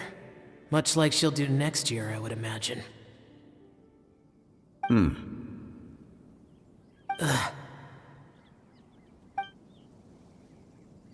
Am I wrong? Or has she once again sent you out to buy, what is it, sesame oil or something? While we're on the subject, I do wonder why she is so obsessed with using sesame oil in the preparation of mixed vegetable dishes for Lantern Rite. A recommendation from Xiangling, perhaps. What do you think, Xiao? I've only met Director Hu a few times. I'm hardly the best person to ask. Ah, and is that not a sign that you should visit Wangsheng Funeral Parlor more often? It wouldn't hurt to grace the parlor with your presence now and again, when you are otherwise unoccupied. This one here is a traditional kite, one without any equipped mechanical device. Director Hu tasked me with studying the differences between the two to determine which one is of greater merit. Many hands make light work. Perhaps you could test out the other kite for me? All right. I have made my comparisons. If speed is what you're after, the mechanical kite is the better choice. Wonderful. I shall pass that information along to Director Hu. I'll leave these two kites with you. Perhaps you can find a few friends with which to partake in the activity. You might find it to be an enjoyable use of your time. Oh, wait. Who enjoys kite flying? Well, I would imagine someone of your talent and wisdom is more than capable of finding out. So, you were testing out the kites for Hu Tao and even roped Xiao into doing it for you? Paimon didn't ask earlier because the situation was, awkward. I would hardly say I roped Xiao into anything. I simply sought the help of a friend. Besides, we did the testing together. Seems like our pool of competitors is growing.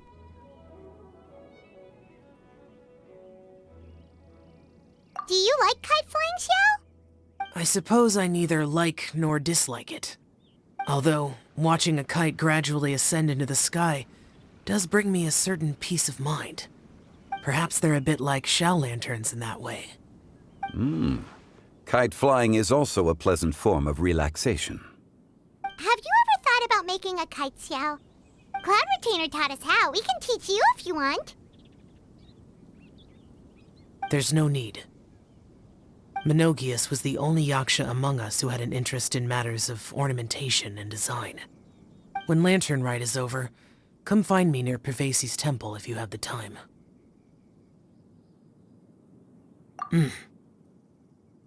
It's getting late. I should go inform Director Hu of our findings. How's she been, by the way? Be sure to say hi to her for us. The last time I spoke to her, she mentioned that she would be visiting Chaoying Village in a few days. If you have the time, perhaps you could also make the trip. If you happen to run into her, you can pass along your regards in person. We'll keep that in mind. Take care, Zhongli. See you later. See you next time.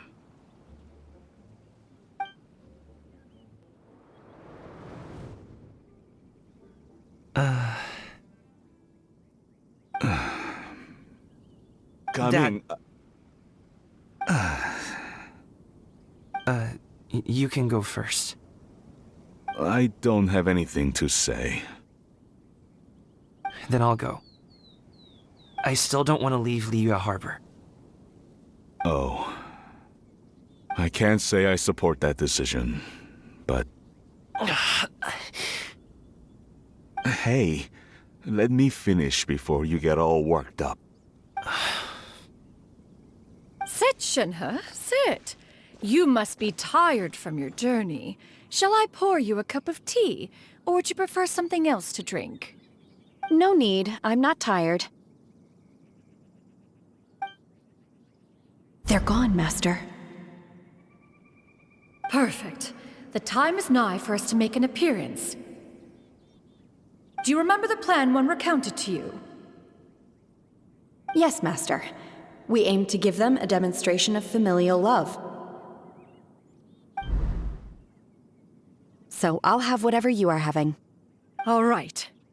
What are Auntie Xianyun and Shenhe doing here? Just how many people are involved in this scheme? I suppose all I can do is just take a seat and see what happens. Perfect. I just so happen to have bought some Sunglow tea recently. It's quite the delectable variety. Or it would be if one has not been forced to drink it every day in the hopes of whittling down one's considerable stash. One has more than had one's fill already. Oh, forget it. Such thoughts detract from the present need to keep up the conversation. Has work been busy during the holiday season? Do you need my help with anything? Drunk guests can sometimes cause trouble, but I deal with them as you taught me, by pinning their heads against the table. Are Auntie Xianyun and Shenhe serious right now?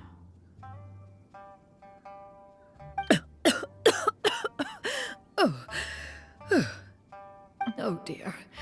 While one was busy orchestrating this act, one seems to have forgotten about Shenhe's various eccentricities.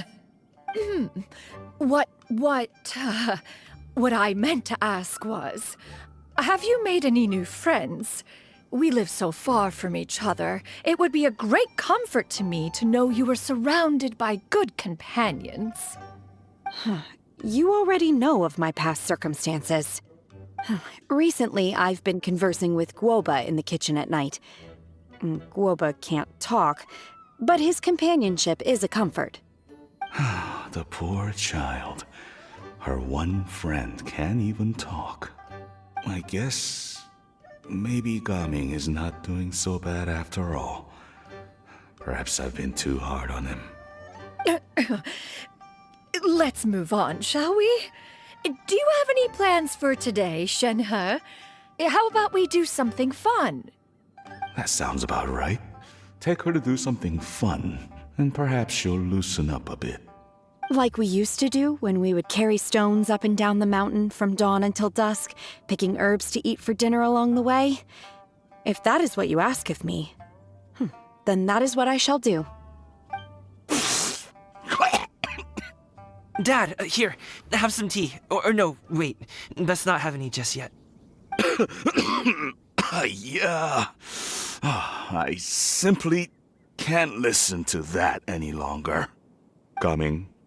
I'd like to finish what I was trying to say before. I don't support your decision to stay in Liyue Harbor, because living there is too hard on you. If you come home, there will be people to help you. I'm not saying we have to live under the same roof. I know our personalities are too similar to avoid butting heads. But you'll have your entire family around you. Your aunts, uncles, they'll all do whatever they can to help. You could get a less taxing job, and we could grab dim sum together from time to time. Huh. I didn't know dim sum was such an important affair, Master. Shh. Just think about it, okay? You don't have to decide now. Dad really has changed a lot. He would never have said these things to me before. But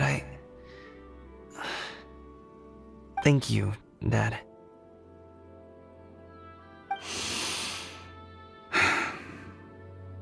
It's been long enough, don't you think? Oh, Paimon sure hopes they've made up by now. Oh, they're drinking tea in silence. That's not a good sign. Did Xianyun's plan not work after all? Hey you two! Paimon's sorry we were gone for so long. We got to chatting with some friends and didn't realize how much time had passed. Perfect timing, actually. We seem to be just about done here. Yep, let's go. I'll get the bags.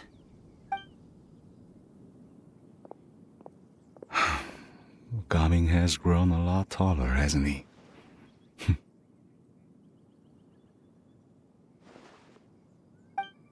Master, did I say something wrong earlier? I tried to go along with your questions, but when I saw how you and that man reacted, I started to wonder. Not at all. Certain unforeseen variables may have presented themselves along the way, but the outcome proved favorable. The plan was a success. Then I helped? Naturally. Your purity of spirit is one of your greatest strengths, Shenhe. You need not change who you are.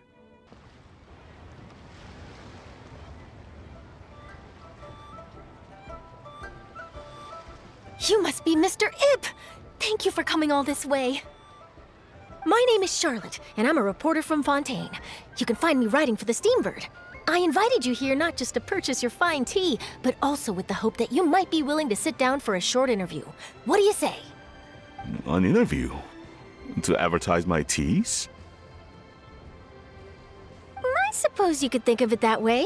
We Fontanians are big tea drinkers too. The Fontaine Market. Then I'll need some time to adequately prepare. Perhaps we could sit down and discuss the questions you intend to ask in advance. Of course, of course! Please follow me.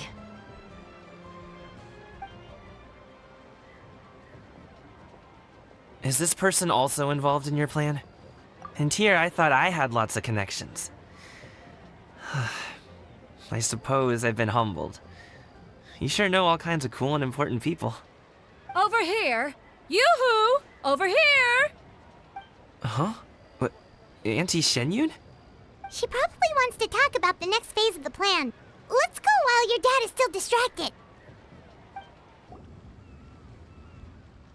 I take it that all is going well? Don't worry, Shenyun. Everything is going according to plan. I knew it. I knew that was all an act earlier. Auntie Shenyun is really something. She was so determined to help me. She didn't even care about making herself and Shanka appear foolish in front of my family. She truly knows how to look out for others. I still have a lot to learn. As for the next step... Oh no! What's wrong, Gaming? Don't tell me you're the ones footing the bill for all that tea. I can't let you do that. Fret not. Reimbursements will be made. Exactly. Think of it more as an investment, as Ningguang would say. We pulled together the Mora so that Charlotte could place the order. She's gonna bring it back to the Steambird as a gift, as well as a sample of the regional specialty. Fontanians will probably fall in love with your dad's tea as soon as they lay their eyes on Charlotte's article. And once all the money from the new orders begin to roll in, getting our Mora back will be a piece of cake. Oh, okay. Business-related matters always seem to go over my head, but I refuse to let you all lose Mora on my behalf. I'll pay you back right now. We can talk about such matters at a later date. There are more important matters for you to consider at the moment, are there not? Yes. I've been thinking about it the whole way here. I have an idea, but I'd hate to cause even more trouble for all of you. That is for us to decide. Yeah, we're all friends here. Plus, we wouldn't be here if we didn't want to help, right? Just tell us about this idea of yours. Okay. So, it's like this.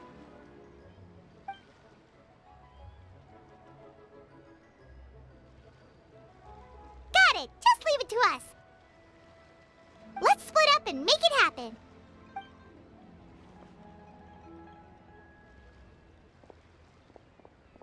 We need to do those things we talked about, but we also still have the kite flying competition. Since Xiao already tested out those kites for us, why don't we also go buy one of those mechanical thingamabobs or whatever they're called? We can attach it to our kite. Hello again. Welcome back. I see you returned from your trip. I really do have to thank you for all your help from before. Thanks to you, my daughter was able to build a kite with her grandmother that very same day. She even wrote a long letter telling me how much she loved it.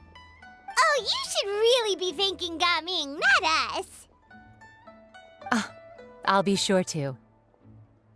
And are you here to buy a kite? Please, take your pick. Oh, we already have a kite. We wanted to buy one of those, device thingies from Fontaine. Do you sell them separately? Yes. Here you go. Please, take it, free of charge.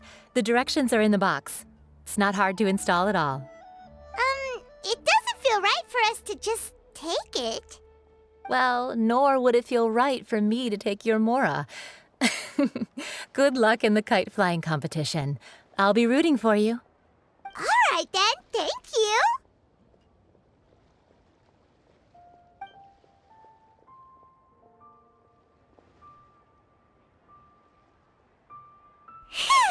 it's done. Let's get down to business.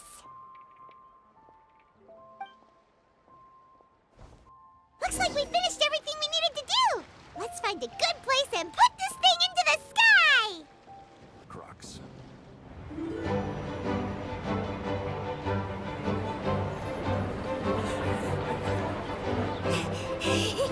Chi-Chi, we're almost there. Okay.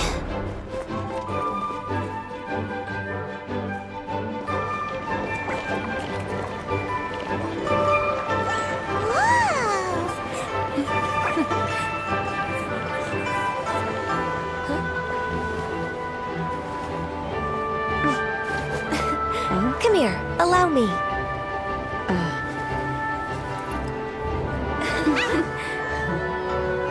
Lantern Rite is as festive as ever!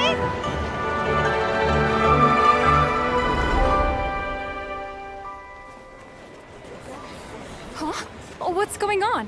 Did something happen? What should we do? Oh, should we get the Millilith?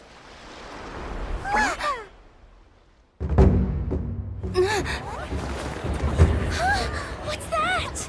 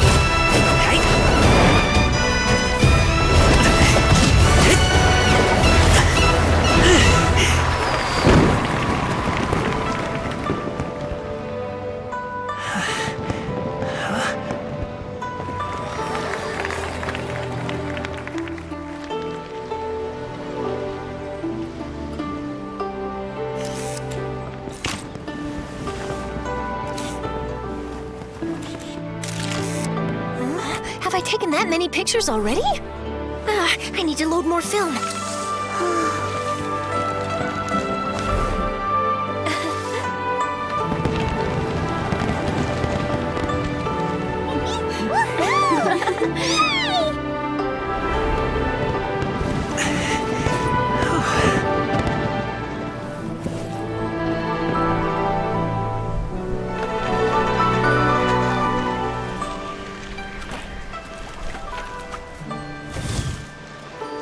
Wait, the wind. Oh my gosh! Mommy, I want a big kite like that too! Do you see that kite way out in front? It's so beautiful!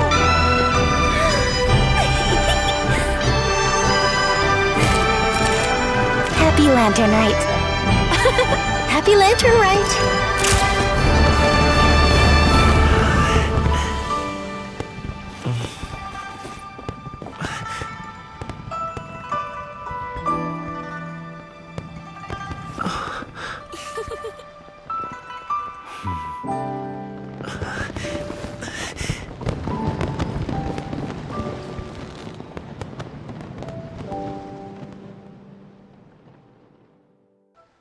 Gaming's performance was so cool, Paimon almost wanted to join in! You saw that, right, Traveler? Let's go find him! Oh, he's over there, talking to his dad. I think I'll head off now, if that's okay. Thank you, little girl. Do you want us to walk you back? No need, no need. Master is waiting for me right over there.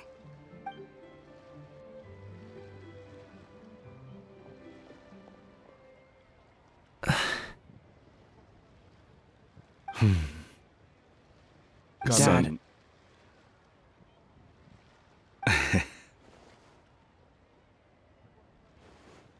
I suppose I'll go first this time. Okay. Your performance.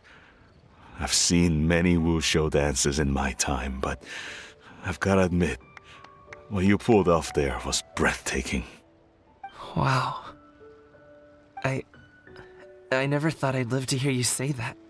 You're serious about doing this professionally? Absolutely.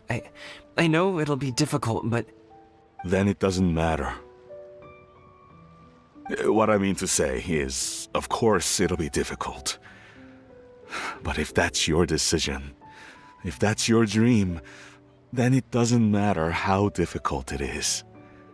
As long as you put in the work, then any obstacle can be overcome in time. Really, when I was young, I also...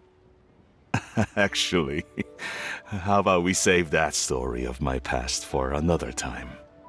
All I really want to say is, I've changed my mind. And much like this kite, you also deserve to soar to new heights. Dad. Son. Son? Haven't heard that in a while. I bet you're wondering what's gotten into me saying all this. Well, a little bit, yeah. Anyway, I know I've never found the chance to say this before, but... to me, Gaming, you've always been a great kid.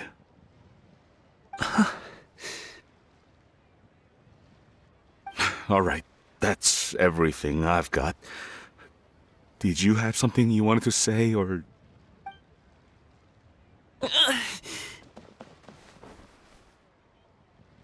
Seeing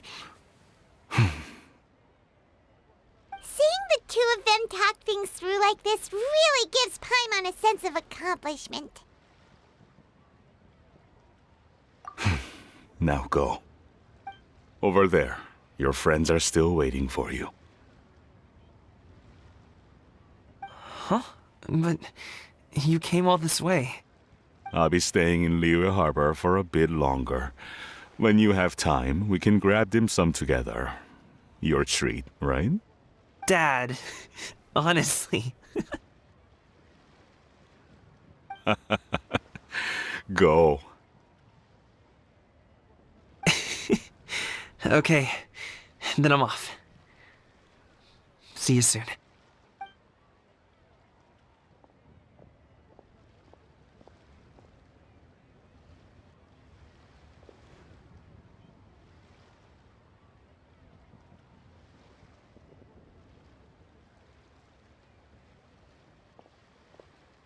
That's quite the smile you've got there, Gaming. Really? It's nothing to be embarrassed about. I'd like to find and thank Auntie Xinyun, as well as everyone else who's helped me out. If everyone has time, maybe we could all get together and go fly a kite. Oh, Lantern Rite was simply amazing. I'm not sure I'll be able to sleep tonight. So, you're still a big fan of winter melon cake, then? Huh? Oh, I guess you heard everything Paimon was saying, huh? Of course. She was talking about you. As your father, how could I not listen? Remember back when you were a kid, and you would sit on my shoulders to watch the wushou dance. On our way back home, you would beg me to buy you some winter melon cake. We would only buy 2 at a time, but before long, we tried the winter melon cake from every vendor that street had to offer. There was also that one time you used your pocket money to treat me. Do you still remember? Yeah, I remember. That was the best winter melon cake I ever had. Let's go back sometime. The shop's still there, and I remember the way. My treat, just like before. Are you sure? Absolutely. Our kite is so high up. Thank you for inviting me, Yao Yao. I am having a lot of fun. I'm glad. If you want, we can go fly kites some other time, too. The fun doesn't have to end today. Really? How about we do it during the day next time? That way, we can see the design better. When it flies super high up, it will look exactly like a real finch. Okay. Can I take this kite to bed with me? But of course. I don't get it. Is something wrong, Shenhe? Tell me. Perhaps I can help. The color black doesn't get dirty easily, so I thought this outfit would be acceptable to wear to work. But Xiangling told me it was inappropriate. But inappropriate? How? She probably just meant the outfit isn't suitable for that particular environment and occasion. But for a festival gathering with friends, a nighttime stroll, or an important banquet, your outfit is more than appropriate, Shenhe. So you're saying it's only something I should wear in front of important people? I suppose that's another way to think of it. One may have won the kite flying competition, Yu Heng, but this prize should truly be reserved for another. You need not be so humble, Honored Adeptus.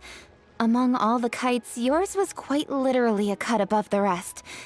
Please accept this prize. You deserve it.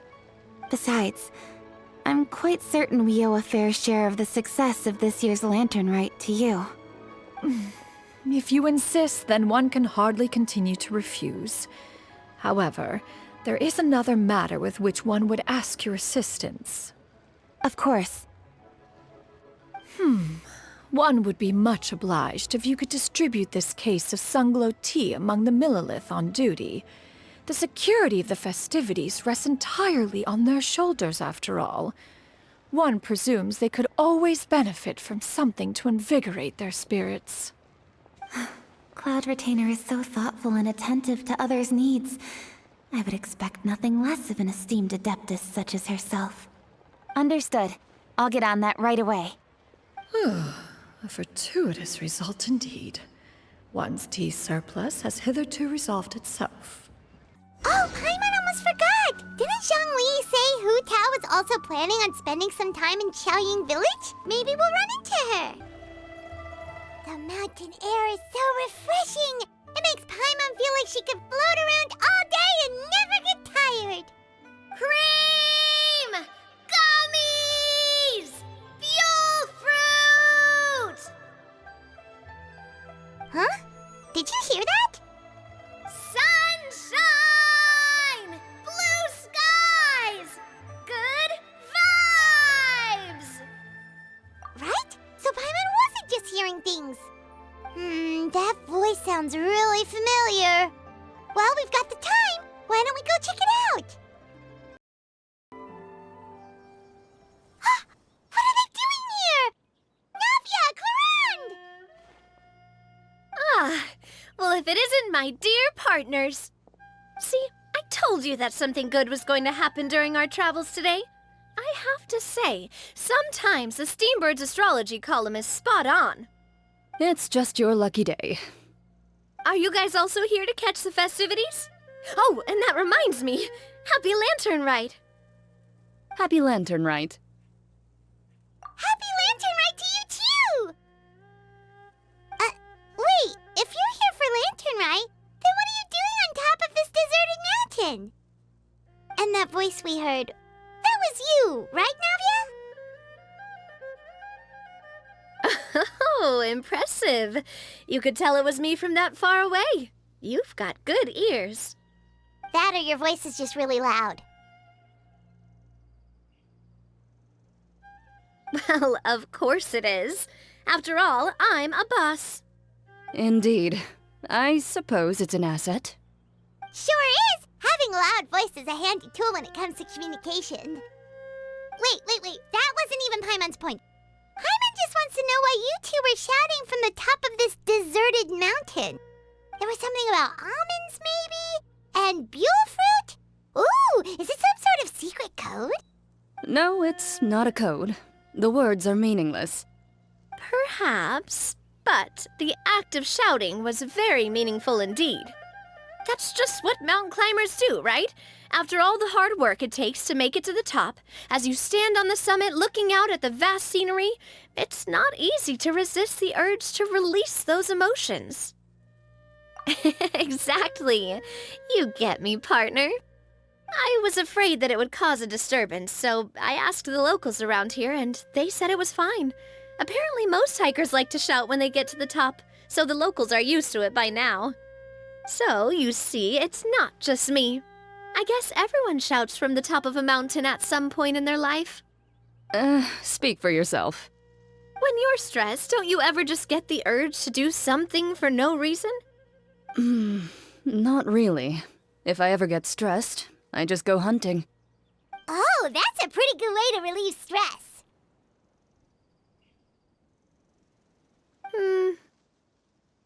What I choose to hunt depends on my mood. Huh?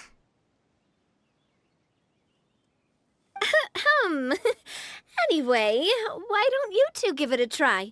Shout anything you want. It's a real stress reliever. As long as Paimon has clothes on her back and food in her belly, Paimon doesn't think there's any stress that needs relieving. Oh, I bet you guys are just too embarrassed to let loose. No need to be shy. Even Farina was shouting from the top of this mountain earlier. Huh? Did Paimon hear that right? Farina's also here? In Qiaoying Village? Believe in your ears. It is indeed as you heard. Actually, the reason we climbed this mountain in the first place was also because we heard the sound of shouting.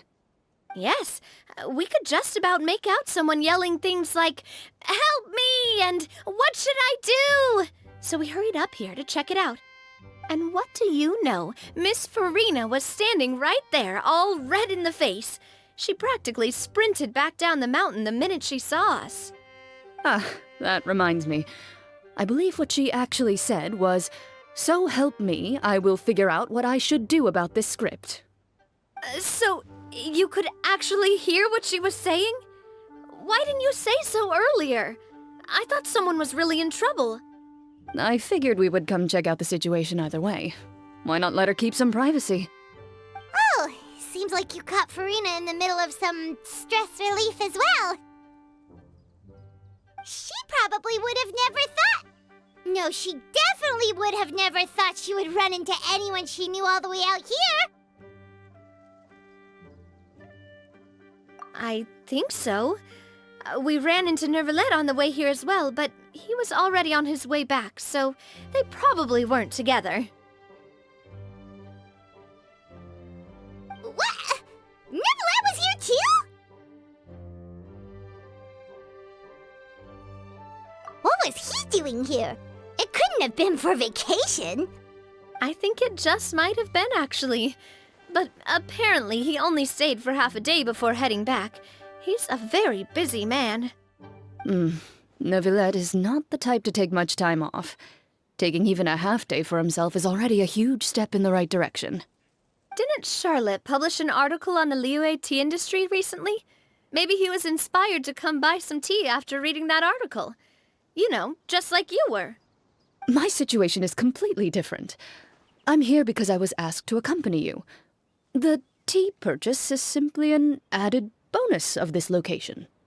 You Fontanians and your tea drinking. Oh, it's not for me. I lost a bet with Ridesley, and now I have to buy him something. It was just a spur-of-the-moment sort of bet. Ridesley gets really invested in that sort of thing, but he couldn't care less about what he wins in the end. You could give him mint plants that you plucked from the side of the road, and he wouldn't even mind. If only he was that easygoing when it came to talking business. In any case, I'm pretty sure the tea you bought is this region's specialty. What is it called again? Nervalet even mentioned it earlier. Yes, that's the one.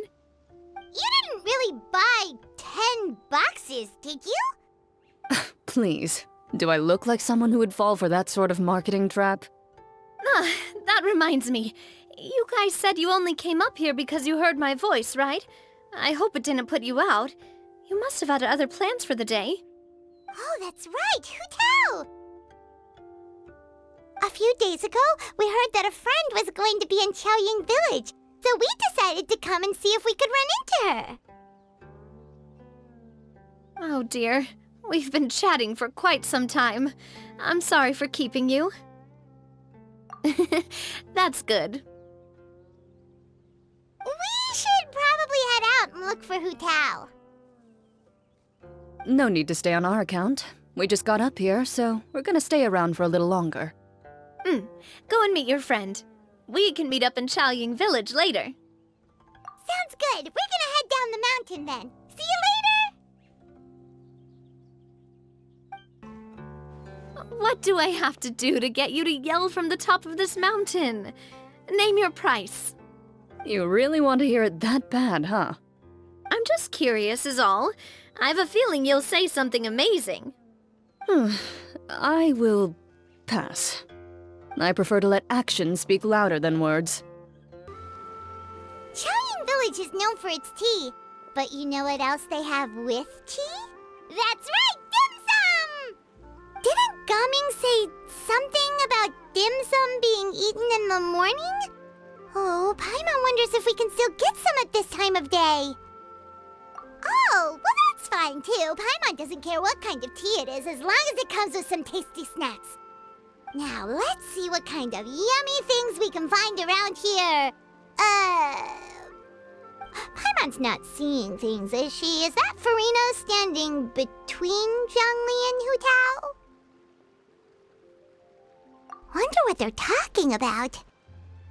Zhongli knows a lot of stuff. Maybe he's telling Farina about Qiaoying Village. Oh, or maybe Hu Tao is trying to rope Farina into being one of her clients. Hey, this isn't the Fortress of Meropide. But Paimon could be convinced for the right price. Let's say loser buys the winner 3 huge bowls of seafood kanji. Since Zhongli is there, Paimon bets things are pretty tame. It's decided then. Paimon votes for tour guide Zhongli. Alright, no time to waste. Let's go see who's right.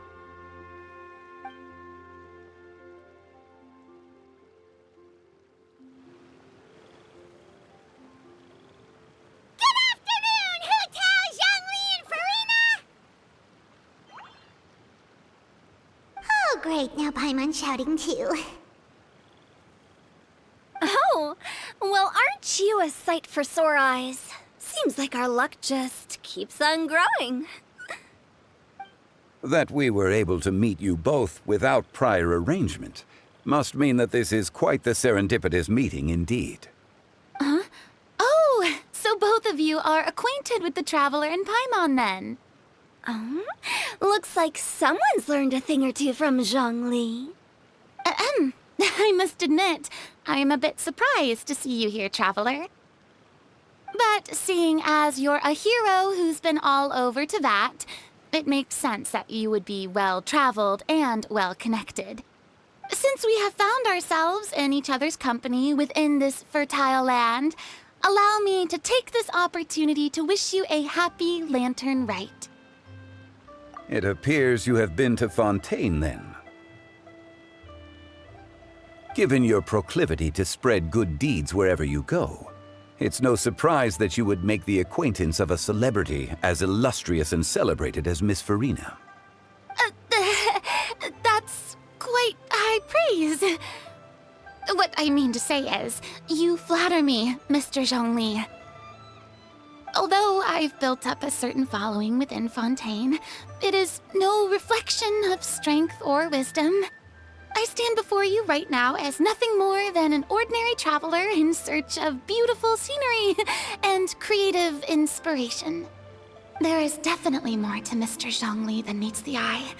I could tell as much from our conversation earlier. given his breadth of knowledge on both academic and worldly matters, there's no way he hasn't heard about what happened in Fontaine.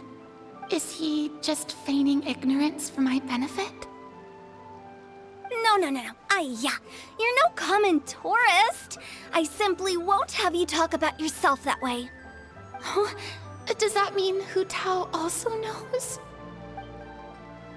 You may not have heard, friends, but... Miss Hu Tao. Miss Farina is now one of my esteemed clients. Yup. Okay, you win. Guess Paimon will have to break into the hidden stash at the bottom of her shoe. What's this about winning something? Don't tell me. You two were placing bets on us. Nuh-uh!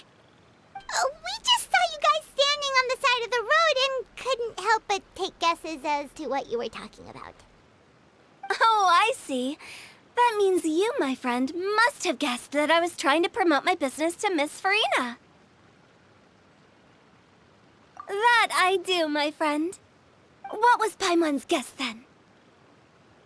Paimon thought Zhongli was showing the newbie around. By newbie, you mean me, right? If that's the case, then Paimon's guess was also correct. Oh, that's right. Mr. Zhongli was telling me about some great sightseeing spots in the area. Ha! You see? Paimon was right too! Since both of our guesses were right, there can't be a winner or a loser. Hey, don't be upset, traveler. How about this? You buy Paimon a bowl, and Paimon will also buy you a bowl. As for the third bowl... Since I was the subject of the bet, perhaps it should go to me? You know, as a congratulations for the huge deal I just struck. I was just joking. Anyway, I should be the one treating you. The funeral parlor is about to bring in quite the sum after all. Oh, Paimon almost forgot to ask about the most important question. Something happen recently, Farina? Huh? What do you mean? Well, you know, with you enlisting the services of Wangsheng Funeral Parlor and all. Oh, well, yes. Really? Oh no. Paimon is so sorry for your loss. Although Paimon may have not known the person, please accept Paimon's deepest... Whoa, it's not like that, Paimon. Huh? But Paimon just thought, since you hired the services of a funeral parlor and all... Hey, it's not that big of a stretch. Really, Paimon? It's not like you don't know me. Do I look like I know anyone who would ask me to coordinate their funeral?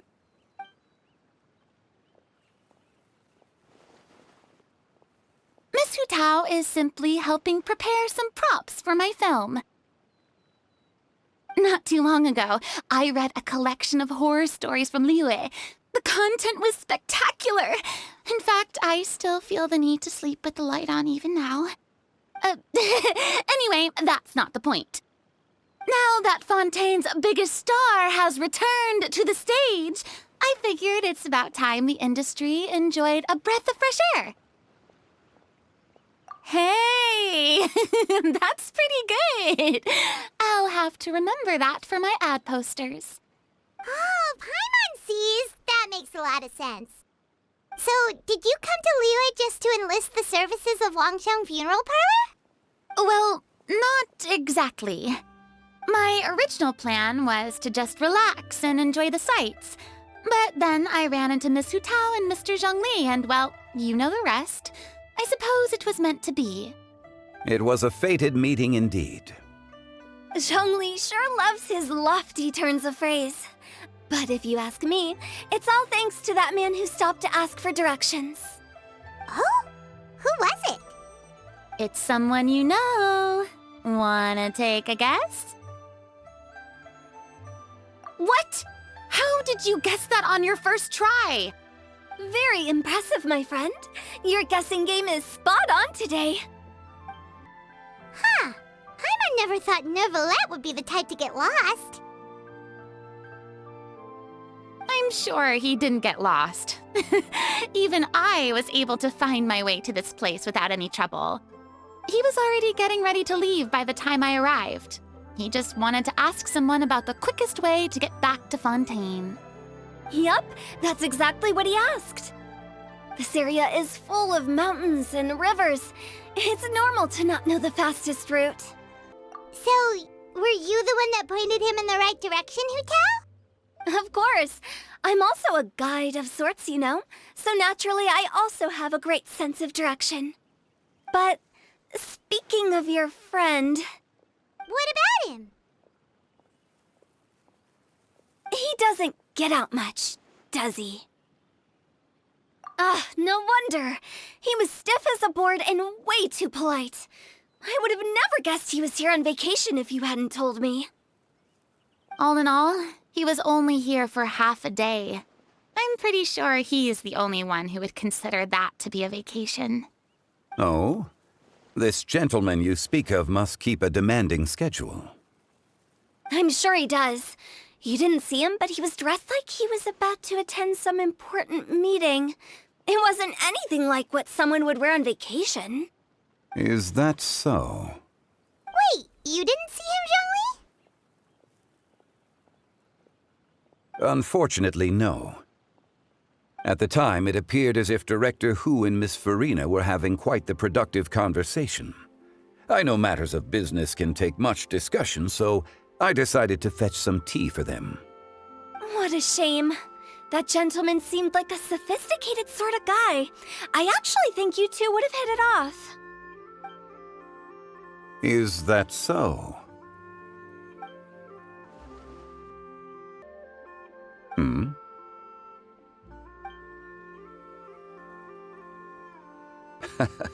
To borrow Miss Farina's turn of phrase, perhaps it just wasn't meant to be. Well, with the Traveler around, I'm sure you'll have a chance to get to know each other at some point. That's right. She's got more friends than she knows what to do with. Well, that's certainly true. Oh, that reminds me. If you get the chance, you should try and talk to Neuvillette into loosening up a bit. Just tell him the Palais Mermonia isn't going to fall apart if he disappears for a few days. He shouldn't keep himself cooped up all the time. Even clams open their shells to let in fresh water every once in a while, right? If he's really that much of a stickler for protocol, he can fill out a leave of absence request. He'd have to approve it himself since he handles that sort of thing now, but you know what I mean. Seems like this gentleman is also in charge of something pretty important. Sounds like a pretty uptight sort of guy, all right. In my experience, a leader needs to be able to roll with the punches. That also includes knowing when and what to prioritize. It seems like your friend still has a lot of growing to do. If I remember correctly, he's already several thousands of years old. You're quite right, Miss Hu-Tao. Oh? Traveler, Miss Farina, those two individuals over there appear to recognize you. Oh, it's Navia and Clarand. Hey, over here!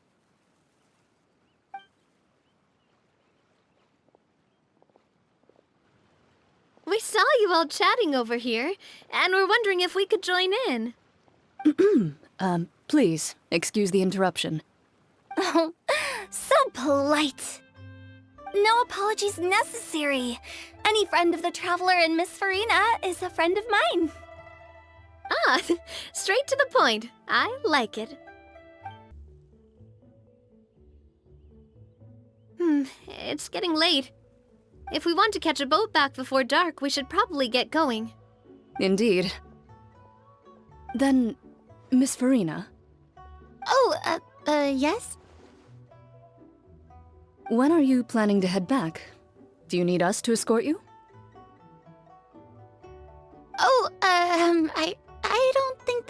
necessary.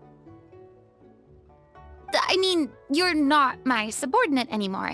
You don't need to look after me. I didn't mean it that way. It's normal for friends to travel home together if they run into each other on the road.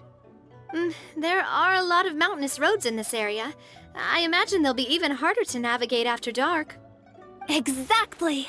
Just like in those ghost stories. 8 paths converge in a wood. Beside them an old house is stood. If you dare to go inside, not a soul will greet your eye. But if you take a closer look, there may be something you mistook. A candle flickers to and fro, yet there is no wind to make it so. What is its secret? What could it mean? In this wood, where mystery screams. Ooh.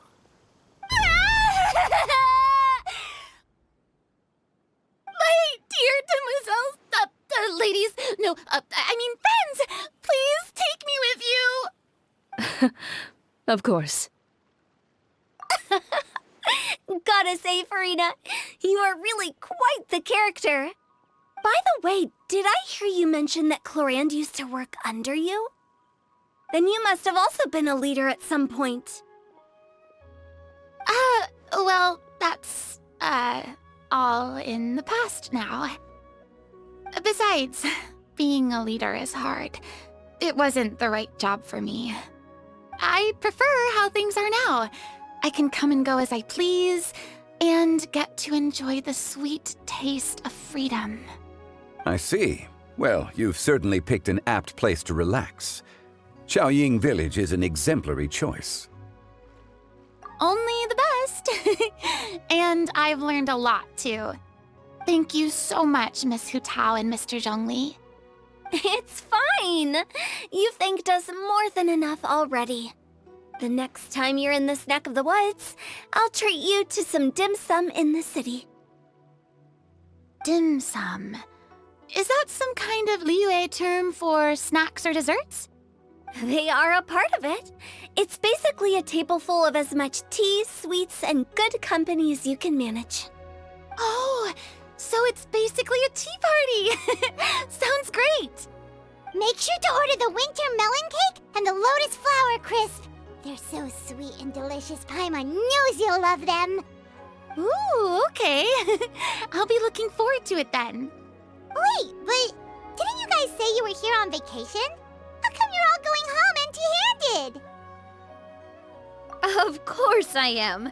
I bought tons of fun things to bring home with me. A kite, a parasol, a little tin frog that jumps. Oh, and a stuffed toy of a mythical beast. Clorand is the one who didn't buy anything for herself. So all you're bringing back with you is that tea?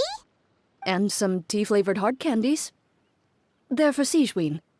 Clorand isn't much of a shopaholic. Well, one of us has to practice restraint. Hey, I'm hardly reckless with my Mora. I'll have you know, all the purchases I made today were well within my budget. Me? Oh, well, I bought some tea, of course. I just had to try all the varieties recommended in the Steambird. Other than that, just some bits and bobs, you know. A little bit of this, little bit of that. They should all be things I can use, I think.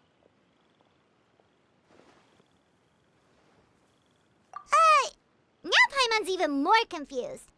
If you bought that much stuff, where did it all go? Into one of Linny's magic packets? Oh, actually... Monsieur Neuvillette took them with him. Oh, so that's what happened.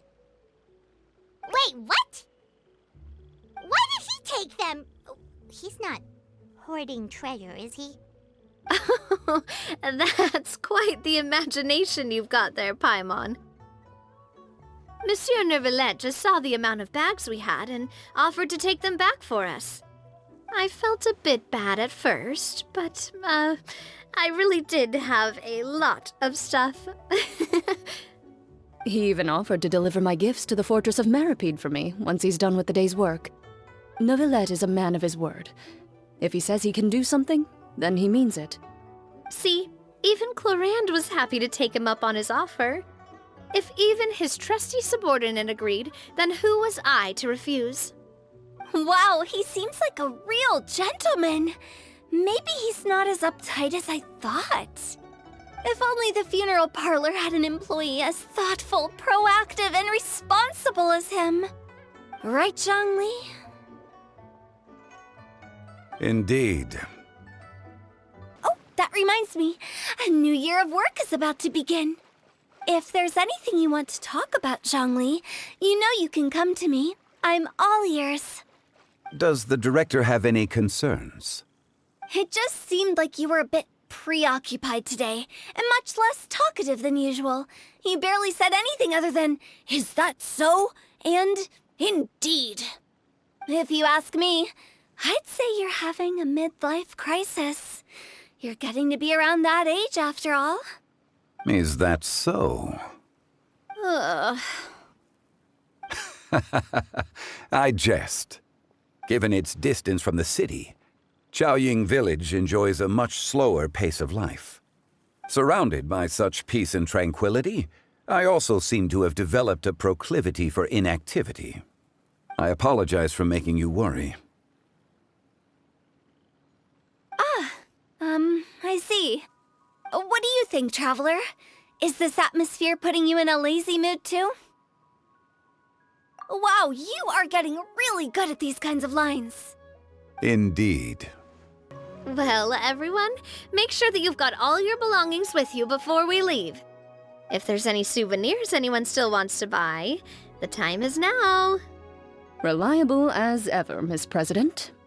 What is that supposed to mean?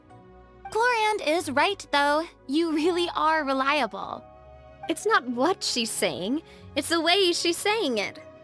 I will say, but I never thought you'd be so easygoing outside of work, Clorand. The tone of voice you use when you're working doesn't exactly make you seem like the type who enjoys interacting with people. Well, I try to keep my professional and private life separate.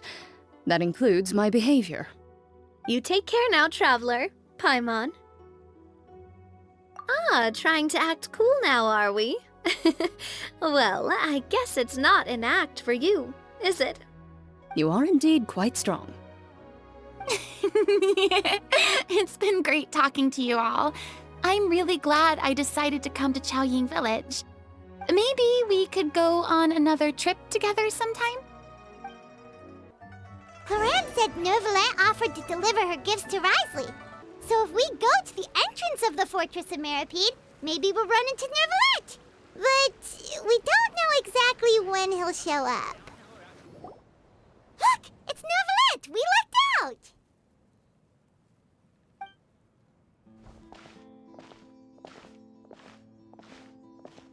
Oh, it's you. It has been some time since our last meeting.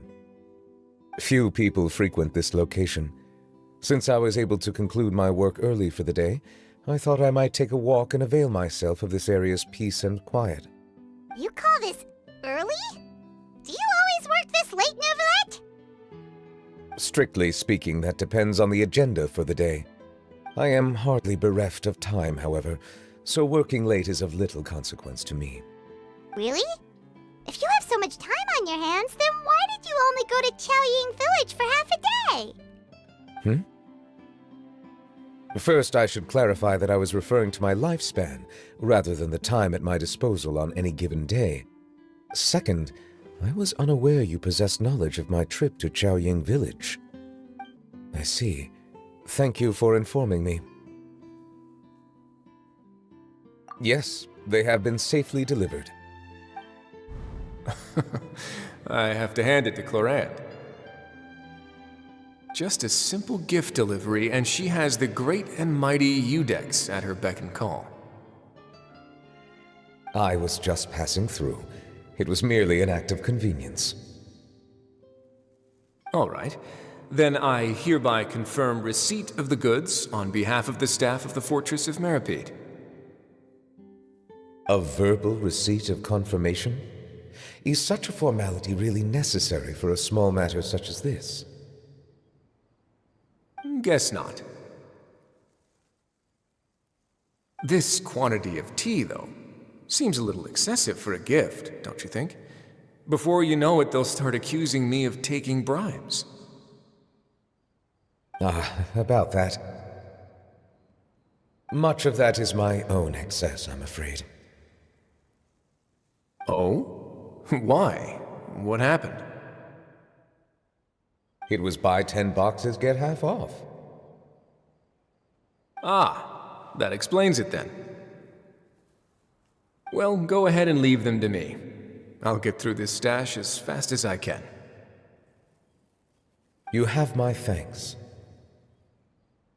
Oh, there's something else I'd like to give to you. This is a stone slate, engraved with a symbolic design. While that is an apt description, it is in actuality a legal codex. A legal codex, huh?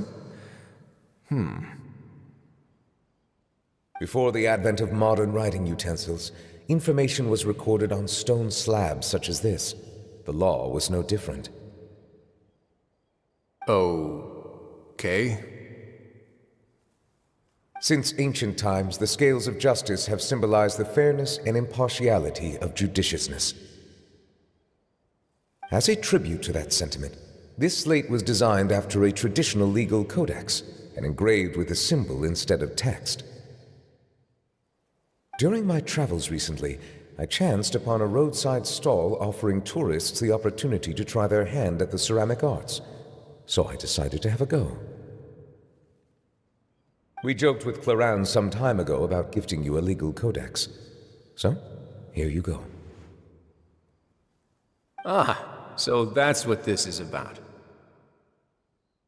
I did not expect you to remember it as well. In any case, I hope this can be considered as a reasonable attempt to join in on the banter. It is a very good attempt. I suppose I shouldn't be surprised. Even your sense of humor centers around the law. That's an impressive level of commitment. Well, a gift of this significance deserves to be put on display, and I know just the place. Front and center in the fortress's showroom. Surely there's no need for such a grand gesture. Just kidding. I don't have anything like a showroom. But we do have a storage room. We can put it next to all the mechanical parts Sijuin has collected. That sounds good to me. So that's what you were doing in Chaoying Village. Indeed. Of course, while I was there, I also took the opportunity to taste the local spring water. The aftertaste is much purer than what I have delivered to me in Fontaine. It stands to reason that the long-distance transport has a tendency to imbue the water with extraneous emotion. If you want to experience the true flavor, you simply have to go to the source. Perhaps I should organize some time off to do the same elsewhere. Then we are of the same mind. It appears my desire is justified. If you say so, you don't have to justify a vacation, right? You can just take one. After all, you're hardly bereft of time. You can do whatever you want. You're quite right. I suppose I suffer not from a lack of opportunity, but rather a lack of inspiration. However, after reading a few articles about Liyue's holiday traditions, the idea popped into my head and made itself quite at home. Seeing as I was free of responsibilities for the morning, I decided to depart at once. Refreshing. My spontaneous outing seemed to inspire quite a few other spontaneous decisions as well. Take, for example, my foray into ceramics. At first, soil from the ground is granular and unforgiving, but add the right amount of water, and it becomes soft, moldable, and able to take shape. In the past, I never thought about how quotidian vessels were crafted, but now I have participated in their very making. This is also something I made today. That's a ladle? Paimon thought it was supposed to be some long-necked sea creature. That was indeed one of my inspirations. Really? You like it? To tell you the truth, given your unexpected arrival, I find myself quite unequipped to give you the welcome you deserve. Around such an important holiday such as this, human custom would dictate that gifts should be in order. But I'm afraid this is all I can offer. If you'll have it, that is. That is precisely why it would do me such a great honor if you accepted. You are most welcome. Happy Lantern Rite. Approve a leave of absence request for myself. That sounds like it could easily lead to a vicious cycle of self-indulgence, something which couldn't be in further violation of protocol. But I suppose I understand her point. My proclivity to refrain from personal outings does, in part, originate from a sense of responsibility toward my duties. But it is also due to a lack of desire to engage in the human world. But now I see that the human world is indeed full of many interesting places to discover. Lantern Rite marks the start of the new year in Liyue. In the spirit of the season, then, I wish you a year of success as vast and endless as the open ocean.